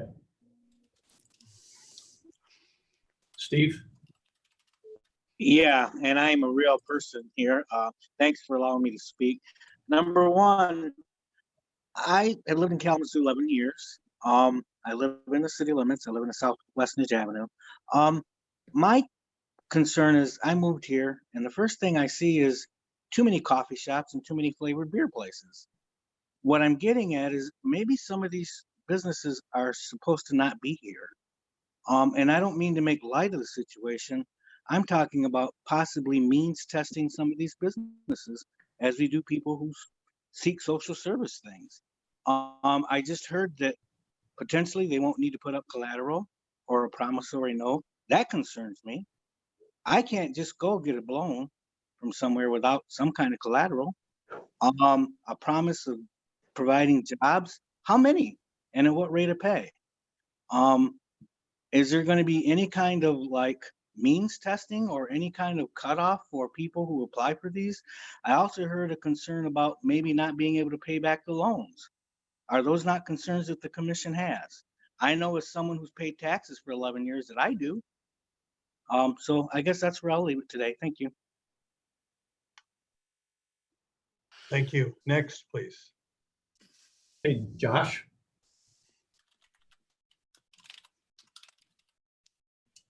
Josh?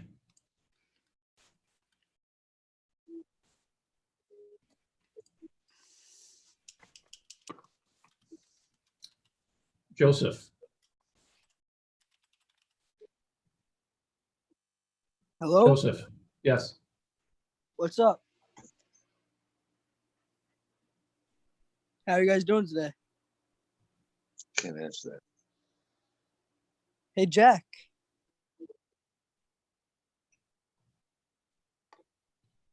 Next, please.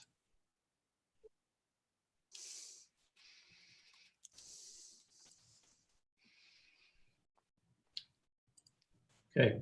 Davis? Hey, can you guys hear me right now?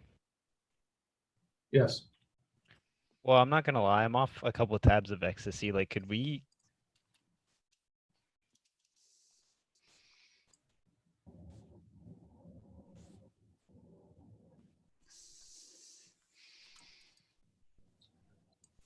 William? Can you guys hear me? Yes. Okay. Quick question. Do you guys still sell dildos at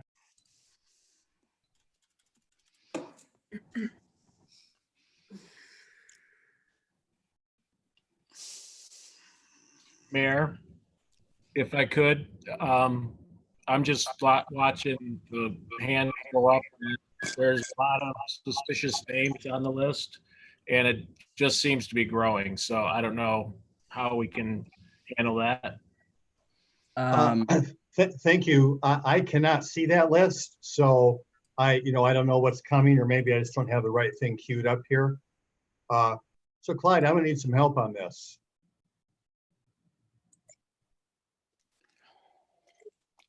I don't have an answer, quite frankly. We're at the intersection of the Open Meetings Act, which requires public comment, and the executive order, which requires two-way participation, and the First Amendment, and the ability for some people's obscenity is another person's lyric. There is no room for hate speech. There is no room for, we're trying to do a serious business here, but unfortunately, one of the drawbacks by going online is you get, I guess the word is trolls, who will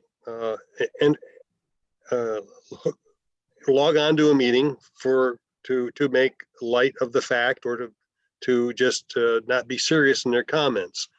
Obviously, they wouldn't take the step to go to a city commission meeting downtown and stand in front of a microphone where everybody could see who they are and make the same type of inane statements. But the internet allows for anonymity, and I don't have an answer for how we get around this. Obviously, one of the first things I will do tomorrow is ask my colleagues in other communities how they've addressed this type of thing. Unfortunately, this is the issue where a few people, I don't think there's a lot of people, but a few people are spoiling it for those people, for the serious comments that we have received this evening. But I don't have an answer, other than I suppose we could limit the overall length of time for public comment. There is some risk to that, because that has been challenged, at least in the context of a open meeting in a chambers, by if you say, oh, we're only gonna have 30 minutes for public comment, and there are people who want to speak and don't get an opportunity to, you've denied them a right under the Open Meetings Act. But I don't want to go for another 3 hours listening to inanity. It's a waste of everybody's time. Hey, Clyde, I'm sorry, and Mayor, I just got note that this meeting link has been posted on an online gaming platform and encouraging people to call in. So I think that might be what's going on here as well.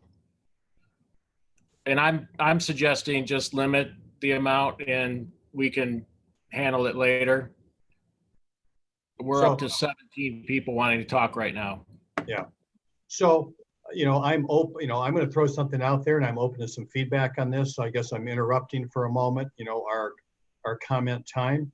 But it's my suggestion that we time limit and, our comments for tonight, that we encourage people anyone who had a serious comment, let people know, what venue there is to easily get those comments to us.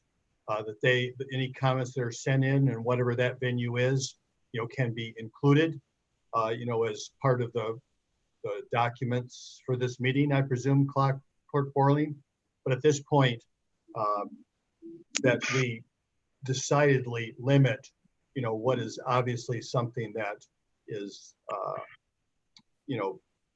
pretty profoundly inappropriate and unfriendly, to say the least. So, do we need to have some discussion about that idea? Yeah, I do have something I want to say, because I apologize for people having to listen to this, that we weren't able to create a safe space, so to speak, but people are allowed to say what they want to say. With that being said, we've already limited people from being able to speak on an issue that people have already been in crisis, right? Now we're in the middle of a pandemic and communities are hemorrhaging, and the entire community is in an uproar. So we have a few people that don't know how to act, and now we cut people off, and then they continue to cut up, and then now we're going to cut people off even more. And so the only people that are going to suffer are the ones who actually had something to say. I have thick skin, and no, we don't have time for this. Click the button when they start talking like they've been doing, and allow people the opportunity to speak. The issue I have with the names, when you start getting into that, that's a real slippery slope, because you may think someone has a name that's not their name and it is their name, and that causes a whole other issue. Appreciate your thoughts on that. So related, I'm sorry, it's a little unconventional here, but related to the proposal about cutting somebody off, I mean, can we really then decide arbitrarily to cut somebody off somewhere in the middle of their minute and a half because we don't like where it's going? That unfortunately is at the thrust of the core of the First Amendment. We are a governmental body. The First Amendment says the government may not prohibit free speech. And that's where we're at. I mean, if we were a private organization, we don't have that problem, but we're the government. And unfortunately, the Constitution grants a right to the citizenry to petition and comment to governmental officials. So again, we've talked about slippery slopes. Now, I guess I appreciate Mr. Chamberlain's ability when people start to kind of wander off and make inane comments or make racist comments or sexist comments and cutting them off, because yes, that's appropriate. Again, that's still a slippery slope. But we don't have to, we shouldn't have to put up with that kind of behavior. Other comments, commissioners, thoughts? Commissioner Pradel.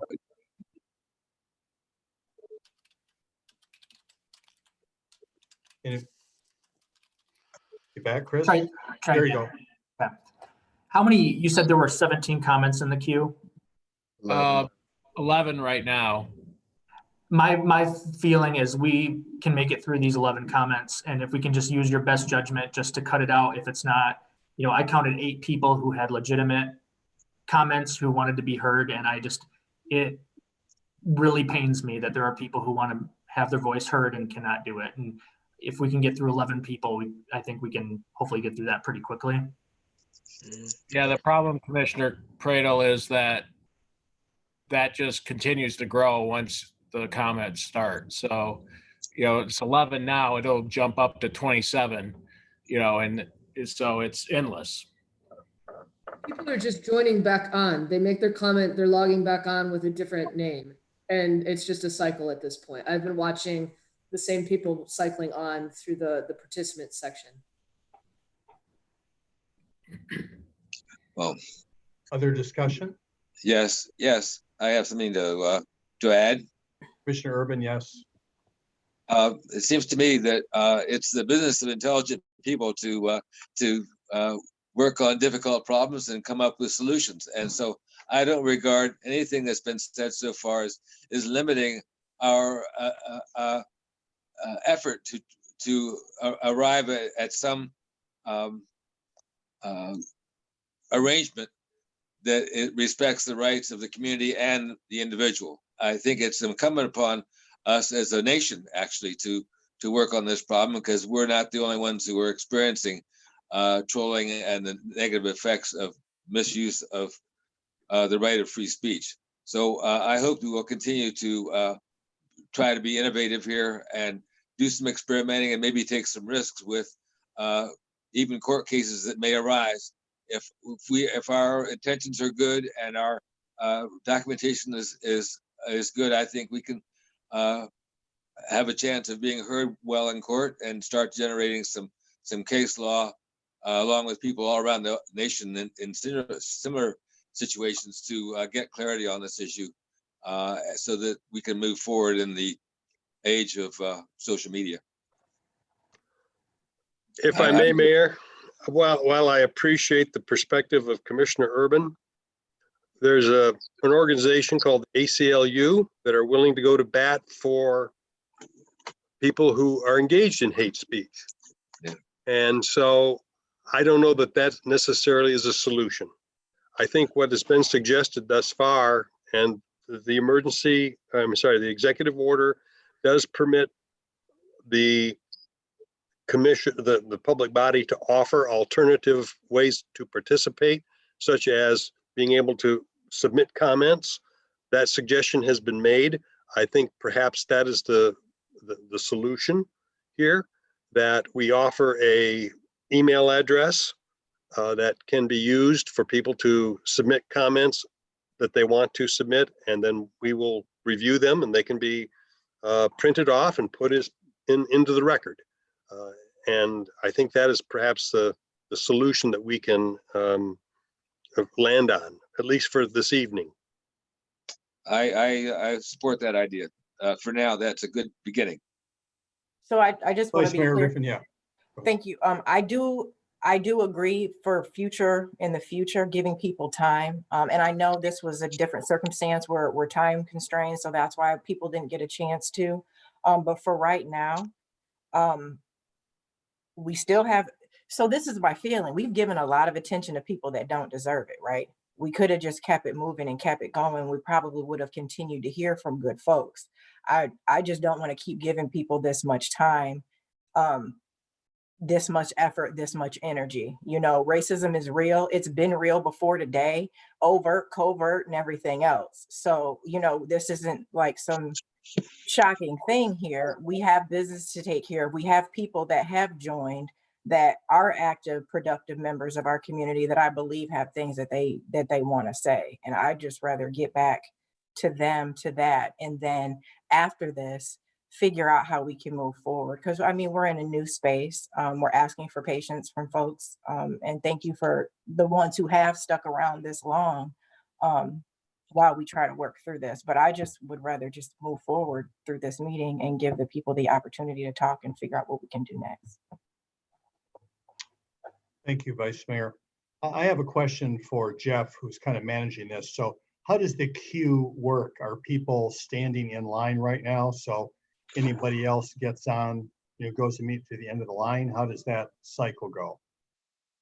It's just a rolling queue that as hands go up, they just come up, and then we've been working off the top of the list and working downward. But as we're doing that, as you may realize, more hands are being added to the end of the list. So at this point right now, we have 16 that are on there. And we do have a generic email address here at the City of Kalamazoo called hello@kalamazooCity.org. And that is a generic email address that goes to the city manager's office. And that is a form that we do have available currently. May I make a suggestion? Sure. Go ahead. Can we, Mayor Anderson, could I suggest that you perhaps rule that comments will be taken electronically and subsequently add to the record or even published on the web after removal of offensive language, if it's there, and we'll see how many people actually end up following through on their commitment to adding to our community discussion. Thank you, Commissioner Urban. Other thoughts, Commissioner Pradel?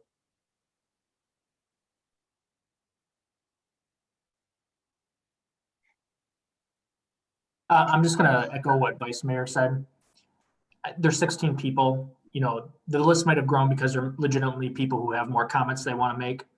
And yeah, I think we should try. I think we should try. Okay. From my perspective, I want to reserve this conversation. If this 16, grows to 32, and if it continues on and on in an unproductive and ever extending line, then I'm going to want to have a conversation like this again tonight. Is that okay? Well, Mayor, I think you can draw the line at 16. If that's the number currently who wish to speak, then that's you'll take those 16 comments and that'll be the end of it.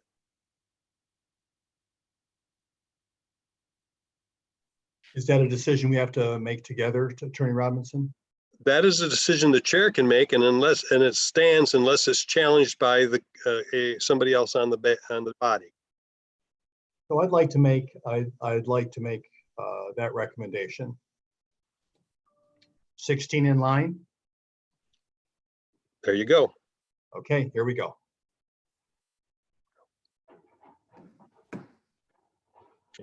Kenji. Hello, everybody. I am usually the guy behind the curtain. I am currently embarrassed for my country. I did want to say that it's very likely that these people aren't from our community. So that being said, it's important that we all see this because this is the problem that we're dealing with. People not taking this situation seriously. And we're going to have to contend with them just like we're going to have to contend with sick people and people dying. I'm willing to work with you guys and figure out ways that we can run this more smoothly and respect everybody's right to free speech. But keep up the good fight, guys. This is an obstacle that we unfortunately had to go through to get to the other side. So we'll just keep moving forward, and that's what we do. Thanks a lot. Thank you so much. Next, please. Steve.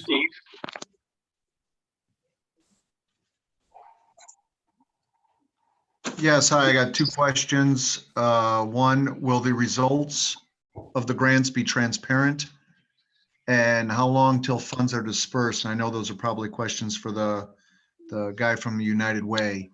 But thanks for doing this and putting up with all the extracurricular stuff going on. Thank you so much. I'll make sure questions get answered. Next, please. Alexis. Hello, can you hear me? Yes. Hello. I would like to know, so based on businesses, on how I have a small business, and I was wondering if people are coming in, how would that work? Because basically, since I own a small business. Next, please. Jason. He's been on before. Hello? Hello? Yes.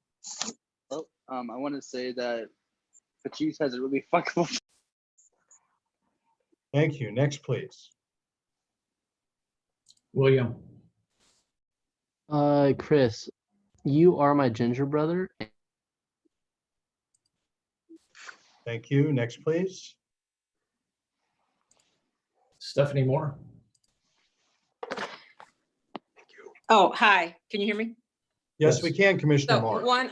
thank you. Good evening. I just wanted to applaud our vice mayor. Thank you so much for not only having the thick skin, but to be able to give some foresight in how we do work now in a different space, and allow citizen participation, especially at a time like this. I just can't even wrap my head around not allowing citizens to speak up, to talk about the critical needs that we as a community, we as businesses need, and the support, and being able to do that in an open forum, just because there's a small few individuals who just are not behaving according to standards.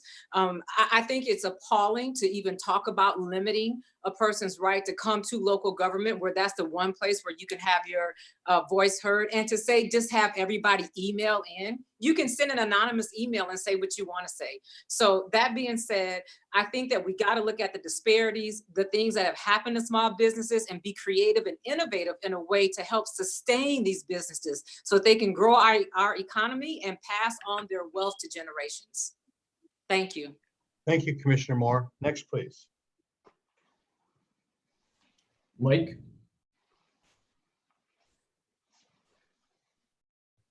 Mike, Hello. go ahead. I don't. Thank you. Next, please. Gosh, I'm Sarah. yeah. Yeah, this like everyone was saying, really disappointing to come on here and see some of this kind of stuff. You know, but I really do appreciate everything that you guys are doing to make sure that everyone's heard. I do think that you guys are really providing us with a great opportunity to speak our minds. So I just like to say really quickly, flight team. Thank you. Next, please. Did you hear it? Yeah, Flight team, stand the. There was in triplet up Flight here. team, stand the I fuck up. saw. Flight team, stand the fuck. And Triplet. Hi, my name is Nicole Triplett, and I am with Black Wall Street Kalamazoo. I want to say a real quick thank you to the Vice Mayor. Yes, these comments are coming on and they are appalling, but we are not going to shift it underneath the rug. We have the capability to handle those situations and allow the other people that have something to say to speak. So thank you for that.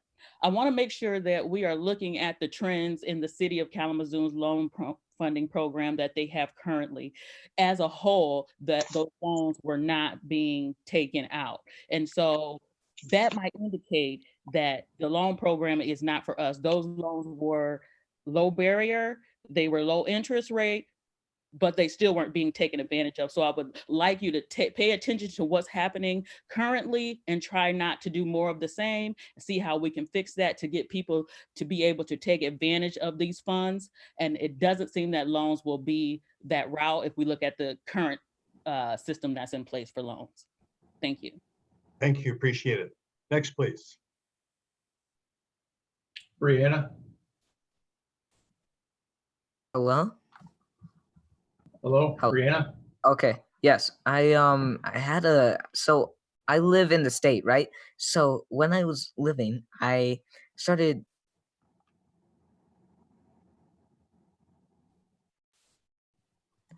Oh, hello? Yes, you're on. What? Hello? Oh, it keeps getting muted. Okay. I've been having these problems too in my classrooms. I make these classrooms and these people would join too, and then they would like go like, fuck nigga.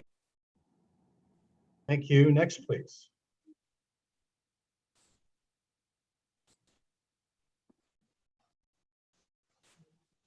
Okay, Brianna. hello. So Shout out Discord. Okay.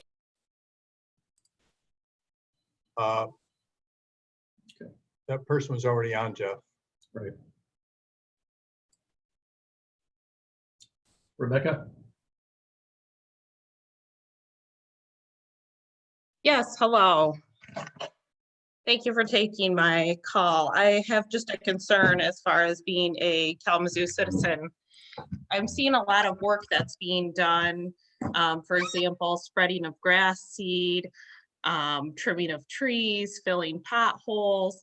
And to that extent, I'm seeing some of the city of Kalamazoo workers piled in trucks, 4 or 5, 6 people deep.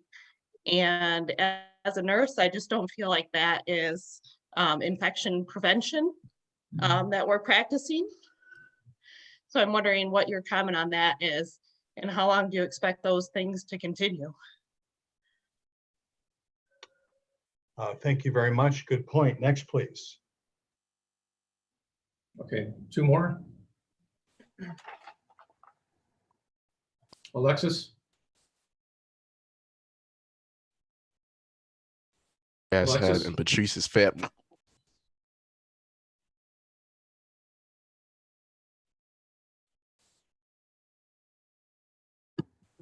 And Rashani? Rashani? Yo, do Okay. All right, so that's our 16. And now's the time for commissioner comments. Commissioner Urban. I think Anything? I've already said, Okay. I think I made my point earlier, and I think the suggestion that the city attorney made is still worth considering. I think there's a way through this, and I just don't want us to get too discouraged. Commissioner Pradel, do you have anything? Can you come to me in a second? Okay. Commissioner Hess? First of all, I was prepared to say tonight that I am proud to live in this community in a place that would actually be proactive in allowing and helping our small businesses stay in business, helping our citizens out in this way. And I appreciate the work of Chris and Steve and the city working together, and that collaboration is stellar.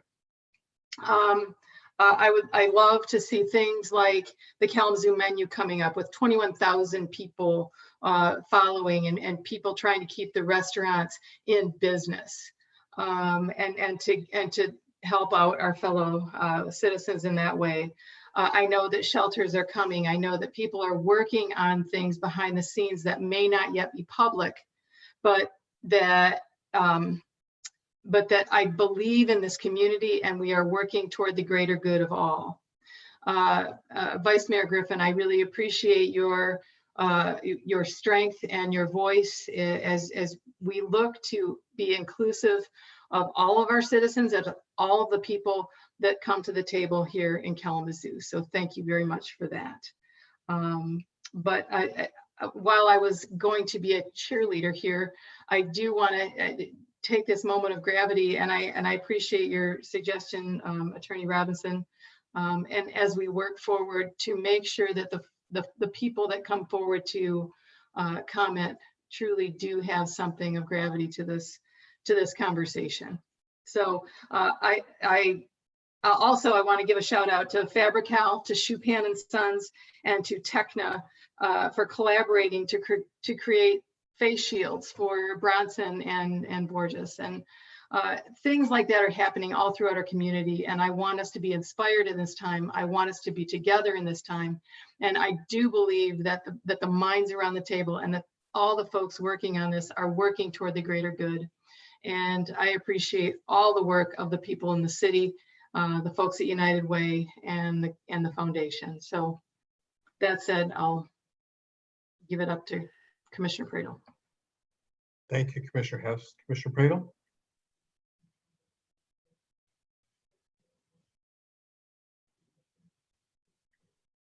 Give you a minute there. Get You're back. There you are.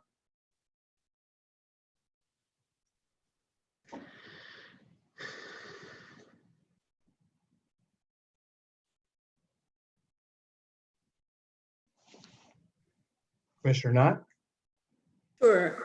I actually have some prepared remarks tonight, and so this might take a few minutes and Chris, while I'm delivering my remarks, you should have plenty of time to get your IT situation taken care of.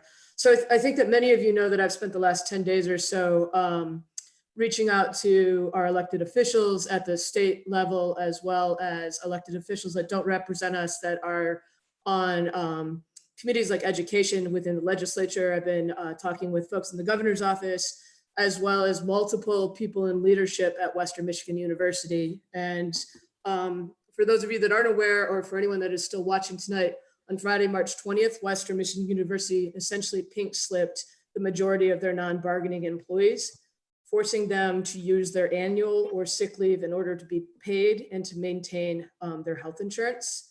And to me, more than the act of cutting hours, there exists three glaring questions that I'm really hoping that after I make these comments tonight, that my colleagues on the commission and people that are watching and the media that is still online and watching in will demand some answers of WMU, and that the media will use FOIA as appropriate to seek out the truth.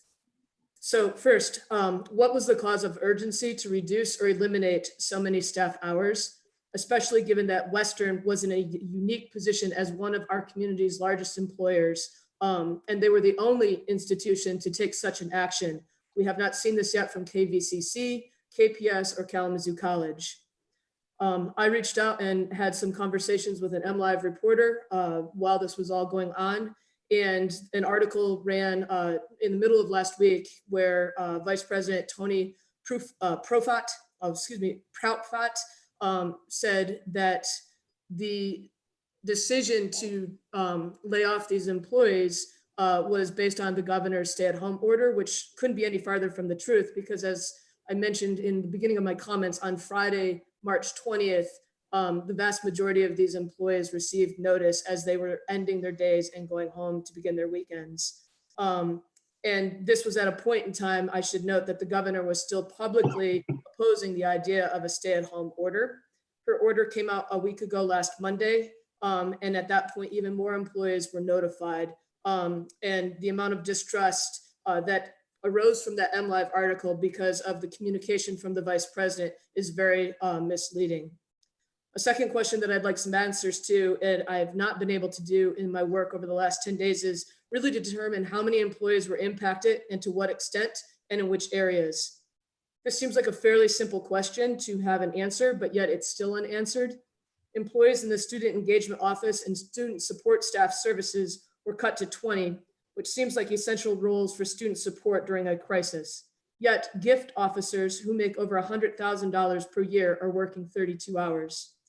How are they deemed more essential to distant learning? In my conversations and fact-finding, it has become clear that vice presidents and deputies were allowed to subjectively select positions to reduce hours per person, and those deemed most essential, leaving some to take as many as 30 hours per week and some as little as 8. This is a perfect way to accelerate retirements, downsize leave balances, get rid of employees that are subjectively perceived as undesirable. WMU launched a quote, "We Are Together" campaign. We've all seen the ads on social media. It must be one heck of an ad buy, where they did this simultaneously when these cuts happened. It doesn't feel that way to the countless students, employees, and other community members that I've spoken with over the last 10 days that we are actually all together. One of the largest employers in our region made this decision nearly unilaterally. And again, KVCC hasn't done this, Kalamazoo College, Stryker, or KPS. No one major employee has done this, but WMU has. Most employers, are taking care of their teams until they have no other choice but to do so. What were the conversations and decisions made behind the scenes leading up to this choice? It certainly leads suspicion that WMU has something to hide. A public institution paid by tuition and public dollars. Each existing position is budgeted by a fiscal year. WMU's fiscal year doesn't end until June 30th, 2020. So why is there not enough to guarantee employees their budgeted salary at the very least through this date? This would give employees time to brace, plan, and prepare. My final question is, why is it that the administration doesn't understand how tone deaf it appears when they claim that they are taking care of their people and there are no layoffs when folks are required to use their annual leave or their sick time. That's not the university's decision to decide how employees use their annual leave or sick time. This personal time that employee has the ability to bank or not, they make those decisions for themselves. What about people who have exhausted it on maternity leave or are dealing with a major illness such as cancer, or they're caring for their elderly parent? What about employees who are new to the institution and haven't had a chance to build up any hours at this point in time? This is why a fair, just, and equitable decision would be to take care of all of your people until you no longer can. I've spoken with several small businesses and nonprofit leaders, not only here in Kalamazoo, but across the state, who are doing all that they can to keep their 20 or 5 or 25 employees on the payroll as long as they can. We all understand that COBRA, when living on unemployment benefits, is not affordable. So how are these non-bargaining employees at WMU supposed to continue to have their health coverage during a pandemic while they're collecting unemployment leave if they've exhausted their annual and sick benefits that are theirs to use if they're choosing? The university made these decisions and they made them before any state or federal safety nets were known. I have a personal message to Western's leadership. Your employees are your greatest assets, and in my opinion, way more talented at recruiting and marketing the place they love than your vice president of marketing and communications. This decision has crippled morale, seeded distrust in leadership, and ultimately has damaged your community and nationwide reputation. The university had begun touting being student-centered, but WMU's decision doesn't support being student-centered. The vast majority of student employees were dismissed without pay. No buffer pay, no warning, nothing. Given their low hours and multiple jobs, they juggle many of them are ineligible for unemployment benefits. For many students, their university job is as vital as scholarships or student loans. When you demonstrate that we are not in this together, WMU, excuse me, I'm having a hard time with my voice. WMU has continued to demonstrate with their actions and lack of response over the last 10 days that they're not in this together. And Chris, I really hope that you don't get upset with me as I talk about you. But as my colleague on this city commission, Chris Pradel has been cut down to 12 hours per week. And as we all know, he and his wife are expecting their 3rd child in the next 30 days. Chris right now is burning through his annual leave to support his family. He's been at the institution for many years and he's been honored as the Employee of the Year. He was the student body president. He won the University Staff Spirit Award. And I just want to know if this is what WMU does to a sitting commissioner. I'd hate to see what they've done or what their response is or the regard is to custodians, administrative assistants, folks that are working in the food services, etc. I demand that WMU immediately do right by all of their people.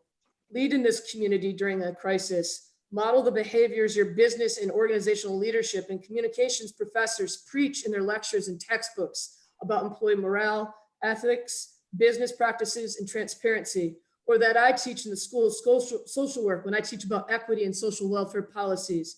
Talk about real life examples right now of how our system is broken and we need immediately protections for health and wealth and other critical reforms. Unfortunately, for far too many WMU families, they're learning these lessons immediately. We need Western to put their people first, and we need them to do it now. This community is not going to forget their egregious decision-making.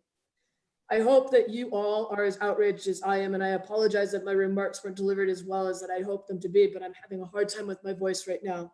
I'm asking all of you to reach out to the WMU president, the board of trustees, your state rep. I got to give a shout out to Senator McCann. He's been very helpful with me over the last 10 days, trying to get answers to my questions, and reach out to the governor's office as well. We need to hold WMU accountable to their employees during this pandemic crisis. And we need to teach students by modeling actions of care and empathy. Tell the public why these decisions were made. Thank you. Thank you, Commissioner Knott. Commissioner Pradel, are you prepared?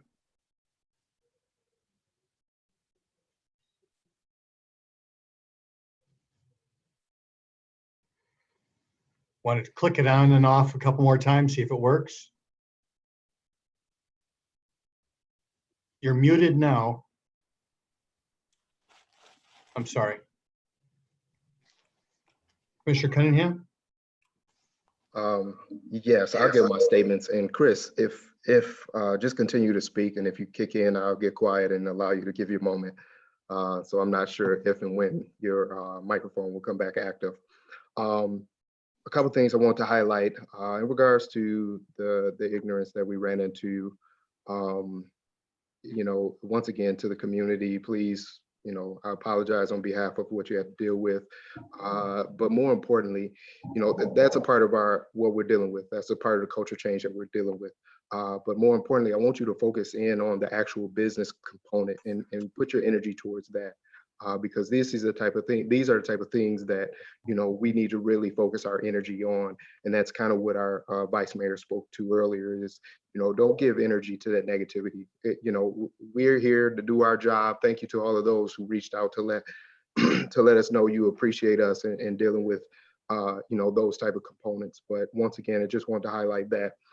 Two, I wanted to, Aaron, I truly appreciate you highlighting that. I live in this community and I wasn't aware of that. And I'll be making a few phone calls, excuse me, a few phone calls in support and to try and find out some more information that you posed to us to inquire on. So once again, I appreciate you highlighting that. Once again, to all of those who might have signed on late, the highlight of this conversation is really a business loan for small businesses in the community that we approved. And with that going forward, make sure that you pass that information along. If you're following any of us on social media, if you're following the city of Kalamazoo on social media, you all have information there, but go to kalamazooCity.org in order to find more information on what we passed today. I think it's important and pertinent to our community. The quicker we can get this information into the right hands. The other component I was just made aware of since we've been on this meeting is regular bus service halted in Kalamazoo amid coronavirus fears. And I'm just going to read the article in live article. Kalamazoo Metro will suspend regular bus route service from Monday, April 2nd to at least Monday, April 13th in response to recommendations to slow the spread of coronavirus in the community. Instead, Metro will offer free Metro Connect demand response service for the community's most vulnerable populations, as well as essential workforce, the organization said in a March 31st news release. Trips for essential workforce, medically necessary trips, and grocery and pharmacy will be verified during scheduling. So I just wanted to make all of those who are online aware that Metro has suspended some of its services and that there are services left to those acknowledged in this article. And so I think it is very important. Once again, thank you to city staff for the amazing work that you're doing. I know that this is, extra burden on all of the work that you've already been doing and trying to carry out. So I ask also of our community to give us grace. I think Rebecca mentioned something that was very important in regards to seeing city staff maybe riding together in vehicles. And I know that around the clock, all of our leadership and even frontline workers for the city staff have been, taking these things into consideration. So to Rebecca, I at least want you to have a clear understanding that we're having dialogue day in and day out.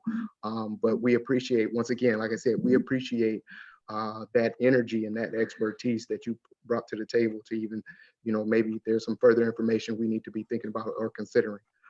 So once again, to all of my community members, community family, all of those who are concerned about the city of Kalamazoo, we love you, and we're going to continue to work through this, and I support you as you support. Thank you, Commissioner Cunningham. Commissioner Pradel, you want to cry one more time here?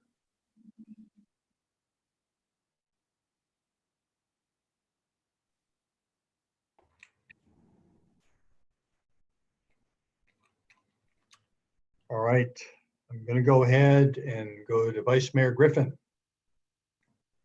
Yes, so I just want to first and foremost say to the community, we're in really interesting times, but we're working together, and it's beautiful to see people coming together and helping small businesses, their neighbors, so on and so forth, and just trying to make this work.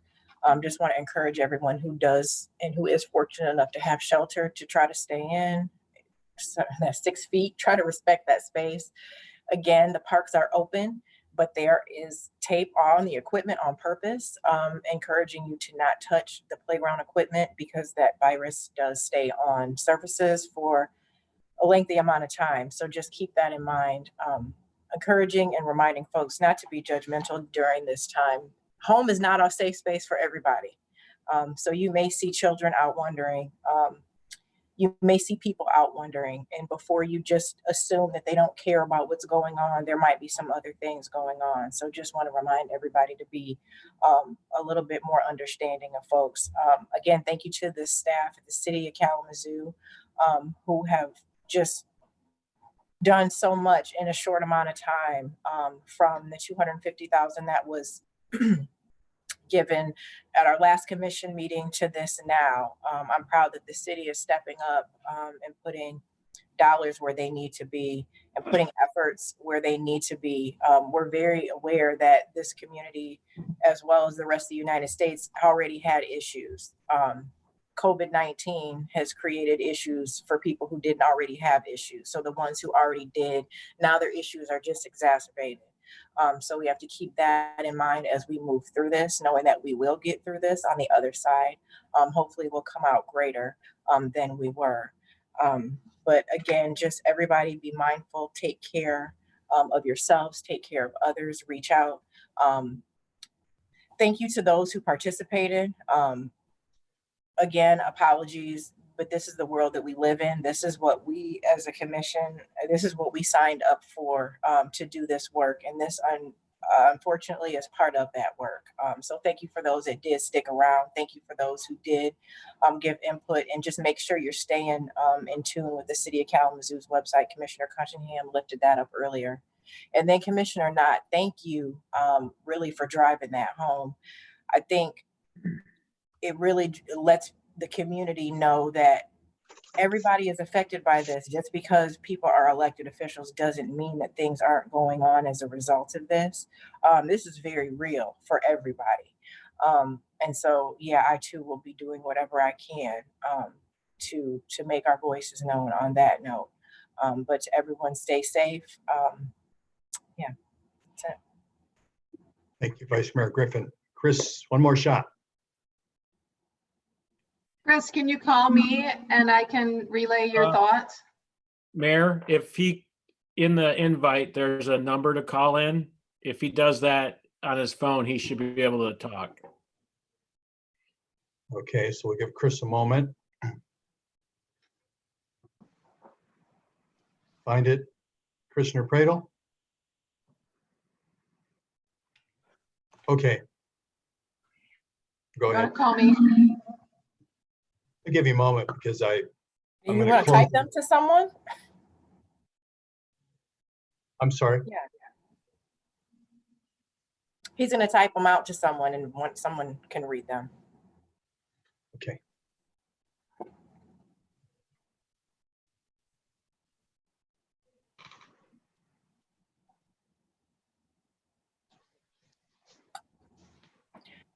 Okay.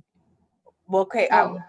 Here we go. Chris, okay, reading Chris's comments, the racism and misogynist comments were unbelievable. It's not in our DNA. It's not who we are. Thank you. Is that it, Commissioner Pradel? Oh, here's more. There we go. Vice Mayor Griffin, you want to keep reading? Yes, this in every front. We will stand against this in every front. We will not tolerate it. We will not tolerate it. Thank you. On another note,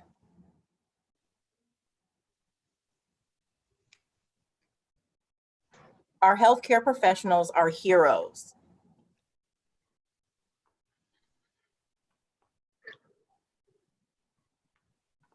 They are amazing.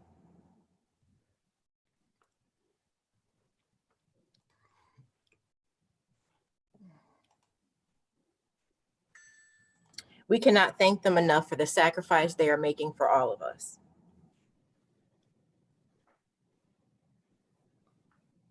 Was that a thumbs up? Okay, great. And those concludes Commissioner Prado's comments. Thank you so much, Vice Mayor Griffin. Excellent.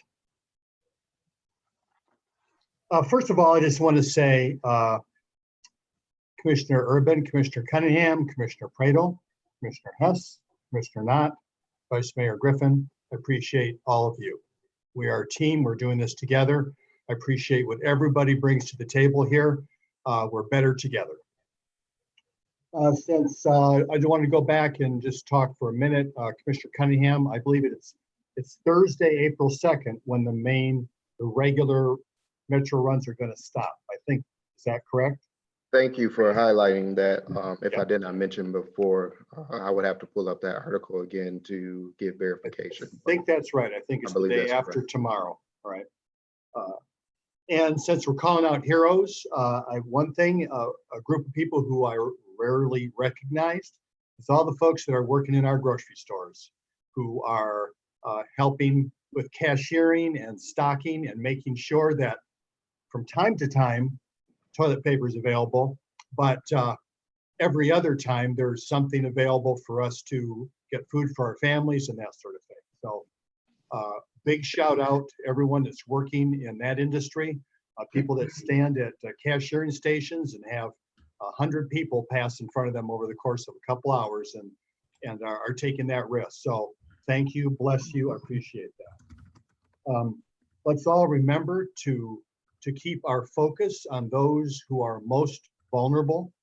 This is the kind of situation where that's who, in some ways, is on the edge of experiencing a pandemic or a financial crisis every day, whether we're having a pandemic or not. So I want to keep folks in that situation at the forefront when we think about what it is that we need to do together as a community. Let's keep our hearts open. Love you, Kalamazoo. We're adjourned.